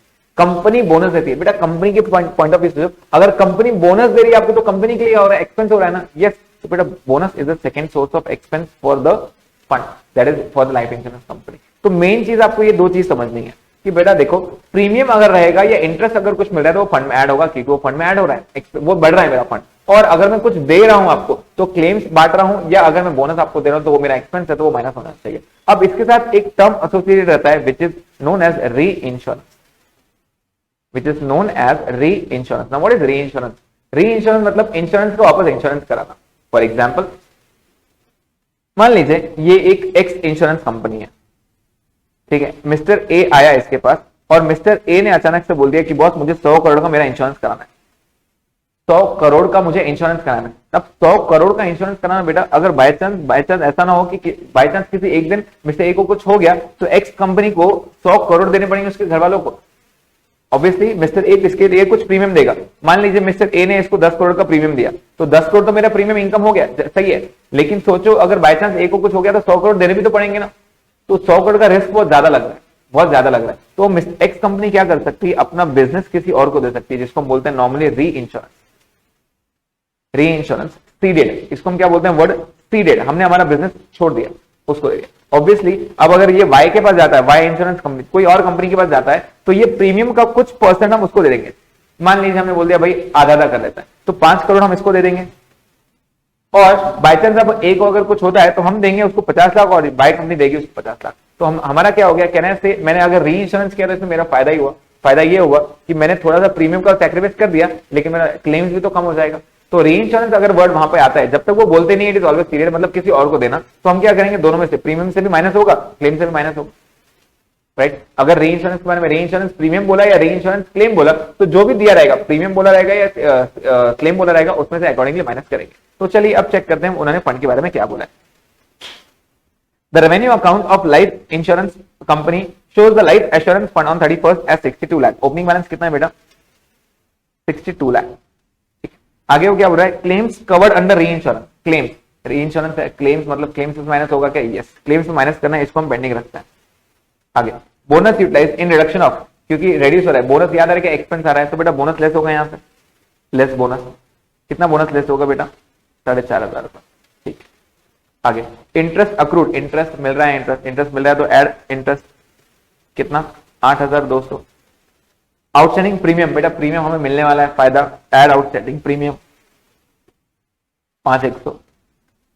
Claims intimated but not admitted, claims intimate, claims हो गए बेटा, क्लेम्स देने तो पड़ेंगे ना हमको, लेकिन क्लेम्स के लिए एक इंफॉर्मेशन थी कि 10,000 की, तो हम कितने करेंगे? Net less net claims. Claims net claims कितने बेटा? 24,500 में से 10,000 तो गए तो 14,500। यस, चलो चेक करते हैं। 62 lakh less 4,500 add 8,200 add 5,100 less 14500 6194,300 is your answer. 6194,300। आपको प्रेजेंट भी ऐसे ही करना है। अगर ऊपर नीचे होता है, सपोज बोनस ऊपर नहीं कर दिया, इंटरेस्ट नीचे कर दिया, चलता है, कोई प्रॉब्लम नहीं है। प्रेजेंटेशन में वो फोकस ही नहीं कर रहा है ना, टाइप करना है, टाइप करते हैं कुछ भी कर सकते हो आप, राइट। कॉलम बनाया रहेगा, आप ओपनिंग करोगे, यहाँ पे ओपनिंग फंड और क्लोजिंग फंड। तो लॉजिक ये था बेटा, जो हर वो चीज जो मिलने वाली है वो फंड में ऐड होगा, हर वो चीज जो आप पे करने वाले हो या पेमेंट बाकी है आपने कम किया है तो फंड आपका कम होगा, एक्सपेंस होगा तो कम होगा, ये लॉजिक है। री इंश्योरेंस रहा तो प्रीमियम के अगेंस्ट में तो प्रीमियम से माइनस करता, क्लेम के अगेंस्ट में तो क्लेम से माइनस किया, लॉजिक से भी इतना ही था। ठीक है, नेक्स्ट देखते हैं। देखो यहाँ पे उन्होंने क्या किया है, ओके, उन्होंने एक टेबल बना के दिया है कि अब एड लेस करके दो। तो आपको यहाँ पे ऐसे टेबल अगर इतना परफेक्टली नहीं बनाओगे तो भी चलेगा, प्लस माइनस जैसे मैंने ऊपर किया कि पहले बोनस लेस कर दिया बाद में ऐड कर दिया, चलता है, कोई प्रॉब्लम नहीं है। ठीक है, चलिए, तो इनका आंसर भी बिल्कुल सेम वैसे ही है जैसा हमने किया। नेक्स्ट आपका क्वेश्चन कंपनी अकाउंट्स पे फोर पिक्चर। बेटा फोर पिक्चर पे उसने वर्किंग वो शॉर्ट नोट बोला है। What is four picture? Forfeit कब करते हैं बेटा हम? फोरफिट कब करते हैं? फोर पिक्चर कब करते हैं? जब सामने वाला पेमेंट नहीं देता है। तो when the company calls money and the share holder is unable to pay the amount if it is permitted in the articles, अगर आर्टिकल्स में लिखा है तो company can forfeit his share. Forfeit करना मतलब क्या? उसको शेयर कैंसिल कर देना। तो अब फोरफिचर के बाद क्या होगा? उसको नोटिस दिया जाएगा, ऑब्वियसली फोरफिचर के पहले उसको नोटिस दिया जाएगा। अगर वो नोटिस का भी रिप्लाई नहीं करता है तो company has the full authority to cancel his share, right. फिर उसके बाद क्या करेंगे? उसके बाद हम क्या करेंगे, जो लिस्ट है मेंबर्स की, जो इक्विटी शेयर होल्डर्स की लिस्ट है, उसमें से उसका नाम काट दिया जाएगा। The name will be cancelled from the list of equity share holders, बस इतना ही है, from the list of members. तो आपको फोरफिचर पे वही लिखना है। चलिए नेक्स्ट देखते हैं क्या है।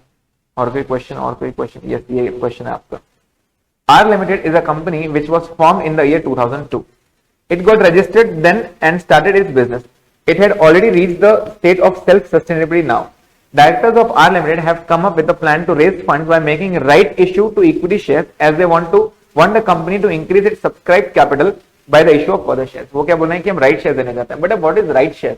राइट शेयर ये वो होते हैं जो हम हमारे एग्जिस्टिंग शेयर होल्डर्स को देते हैं। हमारे एग्जिस्टिंग शेयर होल्डर्स बोलते हैं देखो अगर आपको खरीदना है तो आप खरीदो, नहीं खरीदना चाहिए तो कॉल आपका रहेगा। अब खरीदना है तो हम डिस्काउंट भी नहीं देते बेटा, we are not giving discount, we are giving them at a price which is less than the market price. ऐसा क्यों?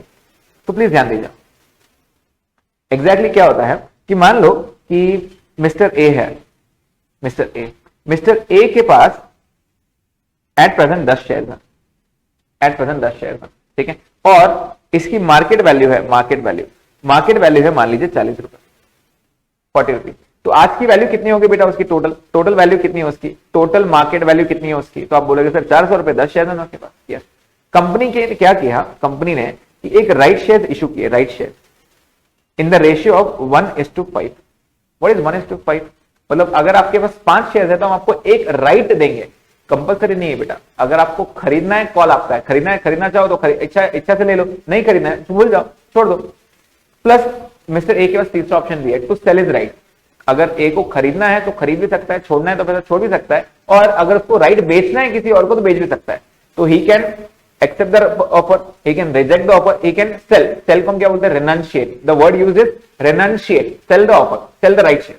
कंपलसरी नहीं है, फ्री में नहीं दे रहा हूं। ओके, मैंने राइट शेयर प्राइस सेट किया, राइट प्राइस, फ्री में नहीं देना है ना। अगर खरीदना है तो आपको 1:5 में खरीदना पड़ेगा, मतलब 10 शेयर है ना, तो 1:5, 5 शेयर के बदले 1, 10 के बदले कितने? 2, 10 के बदले 2। तो राइट प्राइस है 25 रुपए। अगर आपको खरीदना है बेटा तो खरीदने के लिए आपको 25 रुपए देने पड़ेंगे एक शेयर के पीछे। तो ए के पास कितने ऑप्शन है? 2 ऑप्शन है। तो हमको क्या करना पड़ेगा? 10 शेयर की मार्केट वैल्यू कितनी थी? 40 के हिसाब से 400 रुपए। आपने और 2 शेयर्स खरीदे, कितने में खरीदे बेटा? 25 रुपए में, मतलब कितना हो गया? 50 रुपए। मतलब अब आपके पास टोटल शेयर्स कितने हो गए? 12, और आपका टोटल प्राइस कितना हो गया? 450। तो आपका एक प्राइस ऑन एन एवरेज कितना हुआ? ऑन एन एवरेज कितना हुआ? तो आप बोलोगे सर 450 डिवाइड बाय 12, तो आपका हो गया एक शेयर 37.5 का। कितने का हो गया? 37.5 का। इसको हम क्या बोलते हैं? इसको हम बोलते हैं एक्स थ्योरेटिकल राइट प्राइस। इसको हम क्या बोलते हैं? X theoretical right price. Right price that is issue होने के बाद आपकी मार्केट वैल्यू वैसे भी कम होती है, तो आपका प्राइस क्या हो जाएगा? इसको हम बोलते हैं theoretical price, ex theoretical right price. And एक निकाला जाता है value of share. Now what is value of share? What is value of, sorry value of share नहीं, value of right, value of right. Now what is value of right? तो आपको value of right निकालना पड़ता है। Market value कितना बेटा? 40, और आपका राइट प्राइस कितना है 37.5, तो माइनस 37.5 विल गिव यू 2.5, इसको हम बोलते हैं वैल्यू ऑफ शेयर। बस आपको ये दो चीजें नॉर्मली पूछ सकते हैं, नॉर्मली ये दो चीज पूछते हैं। ओके, अब मैंने आपको अगर आगे पूछूं कि कंपनी ने, ठीक है, एक क्वेश्चन में हम करेंगे, फिलहाल मैंने आपको समझाया कि आपको करना क्या है। तो बेटा जब भी राइट प्राइस का नाम आएगा, थ्योरेटिकल प्राइस या वैल्यू ऑफ राइट का, तो आपको करना क्या है, आपको करना है market value of present share holding. Present share कितने शेयर थे बेटा, आप बोलोगे सर 10 शेयर थे एट ₹40 एंड आपका टोटल हो गया 400। राइट शेयर परचेज, कितने परचेज की बेटा, 2 शेयर, कितने में, 25 रुपए में, कितना हो गया 50 रुपए, वैल्यू कितनी हो गई 450, टोटल कितने शेयर हो गए 12 शेयर। तो यहां पे थ्योरेटिकल प्राइस क्या रहेगा, theoretical price it will B 450 divide by 12 which will give you 37.5 पर शेयर। उसके बाद वैल्यू ऑफ राइट क्या रहेगा, value of right it will B market price minus theoretical price, minus theoretical price, और market price है आपका 40 minus theoretical है 37.5, तो आपका एक राइट की वैल्यू होगी 2.5, दिस इज 2.5 पर शेयर पर राइट शेयर। क्लियर, इस तरह इंफॉर्मेशन दी जाएगी। तो चेक करते हैं अब इंफॉर्मेशन कैसे है। मैं डायरेक्ट ये लास्ट पैराग्राफ रीड कर रहा हूं। There is existing equity share capital of the company is ₹50 lakh. बेटा जब तक बोला नहीं जाए तब तक इक्विटी का फेस वैल्यू कितना रहता है 10, तो शेयर्स कितने बेटा 50 lakh divide by 10 will give you 5 lakh share, 5 lakh share. The market value of its share is ₹42। Market value आज की कितनी है 42, आज की मार्केट वैल्यू 42 है। The company offers its share holders to the right to buy 2 shares at ₹11 each for every 5। Again ratio क्या हो गया 2:5, 2:5। अगर आपके पास 5 शेयर्स हैं हम आपको 2 देंगे, आपके पास 5 लाख शेयर्स हैं बेटा, तो हम आपको कितने देंगे 2 लाख शेयर, राइट। तो हम एक शेयर का भी बढ़ा सकते हैं, कोई प्रॉब्लम नहीं है। तो आप क्या करोगे, इसको ही बेस पकड़ लोगे, इसको बेस पकड़ लोगे 2:5। करंट कितने, प्रेजेंट कितने 5, और आप राइट कितने दोगे 2, राइट। इसको बेस पकड़ लोगे। Required to calculate the theoretical price, theoretical क्या रहेगा, तो आप चेक करो बेटा आपके पास प्रेजेंट कितने शेयर हैं 5, तो present market value of shares कितना है 5 शेयर्स इंटू 42, कितना हो गया 5 इंटू 42, 210 रुपए, ठीक है। और right price, right shares purchase, कितने में परचेज करोगे बेटा, 2 शेयर्स परचेज करने दे रहा है 11 रुपए में, वो तो कितने में परचेज करना पड़ेगा 22 रुपए में। तो आपके टोटल कितने शेयर्स हो गए बेटा 7 शेयर्स हो गए, और टोटल कितना हो गया 232। तो आप लिखोगे theoretical price, theoretical price, theoretical price कितना है, तो आप बोलोगे sir 232 divide by 7 which will give you 33.14, ठीक है। What is value of right for you, value of right it is market value, market value कितना था बेटा 42 माइनस 33.14, चेक करो, तो दिस कम्स टू 8.86। चेक करते हैं उन्होंने, उनका आंसर क्या है 33.14 एकदम बराबर आंसर है, 8.86 ये भी आंसर बराबर है। आगे उन्होंने क्या पूछा है, एक और चीज पूछा है, calculate the percentage increase in share capital. बेटा percentage increase in share capital, आपके पहले कितने शेयर्स थे, आप बोलोगे सर पहले प्रीवियसली कितने शेयर्स थे बेटा आपके, तो 5 लाख शेयर्स थे 10 रुपए के, मतलब आपको 50 लाख का कैपिटल था। राइट शेयर्स कितने इशू किए बेटा आपने, राइट शेयर 2 लाख, कितने के ऑब्वियसली 10 रुपए के, 20 लाख का आपका कैपिटल हो गया, टोटल कैपिटल कितना हो गया 70 लाख। परसेंटेज इंक्रीज बोला बेटा, इंक्रीज कितने में, वो 50 लाख पे, तो परसेंटेज इंक्रीज कैसे निकालते हैं, it is 20 lakh divide by 50 lakh into 100, तो 20 divide by 50 into 100 will give you 40%। बेटा 40% इंक्रीज हुआ है आपका, पहले 50 लाख था ना, अब और बढ़ गया, और 20 तक का बढ़ गया, सॉरी और 40 तक का बढ़ गया। कैसे बढ़ा 40 तक का, तो सिंपल सा रीजन है बेटा, 2:5 बोला ना, 2:5 का रेशियो कितना है 2 डिवाइड बाय 5 इंटू 100। अब अगर एमसीक्यूज रहते तो मैं डायरेक्ट बोलता आपको 2 डिवाइड बाय 5 इंटू 100 करो, आपको सीधा 40% आएगा। लेकिन क्योंकि कैपिटल बोला है तो हमको कैपिटल परसेंटेज आपको लिख के ऐसे बताना पड़ेगा, प्रेजेंट होल्डिंग कितना था प्लस राइट शेयर, आपका टोटल कितना हो गया 70, मतलब 20 से आपका 50 से और 20 बढ़ा तो टोटल 40% इंक्रीज हो गया पहले से। तो आपका आंसर आना चाहिए 40%, करेक्ट आंसर। नेक्स्ट और कुछ देखते हैं, और कुछ दिया है क्या उन्होंने, नहीं, वेल दिस इज इट आपके लिए फिलहाल कंपनी अकाउंट्स में सिर्फ इतना ही था। आई होप आप लोगों को ये सारे क्वेश्चन समझ में आए थे। आप लोग जरूर एक बार ये प्रैक्टिस करें, एक बार जरूर प्रैक्टिस करें इस क्वेश्चंस को, और अगर आपकी कोई भी क्वेरी रहती है आप बिल्कुल मुझे मैसेज कर सकते हैं, या फिर आप कमेंट बॉक्स में क्वेश्चंस आपकी क्वेरी छोड़ सकते हैं, मैं बिल्कुल उसको आंसर करूंगा। ठीक है, well this is it, all the very best.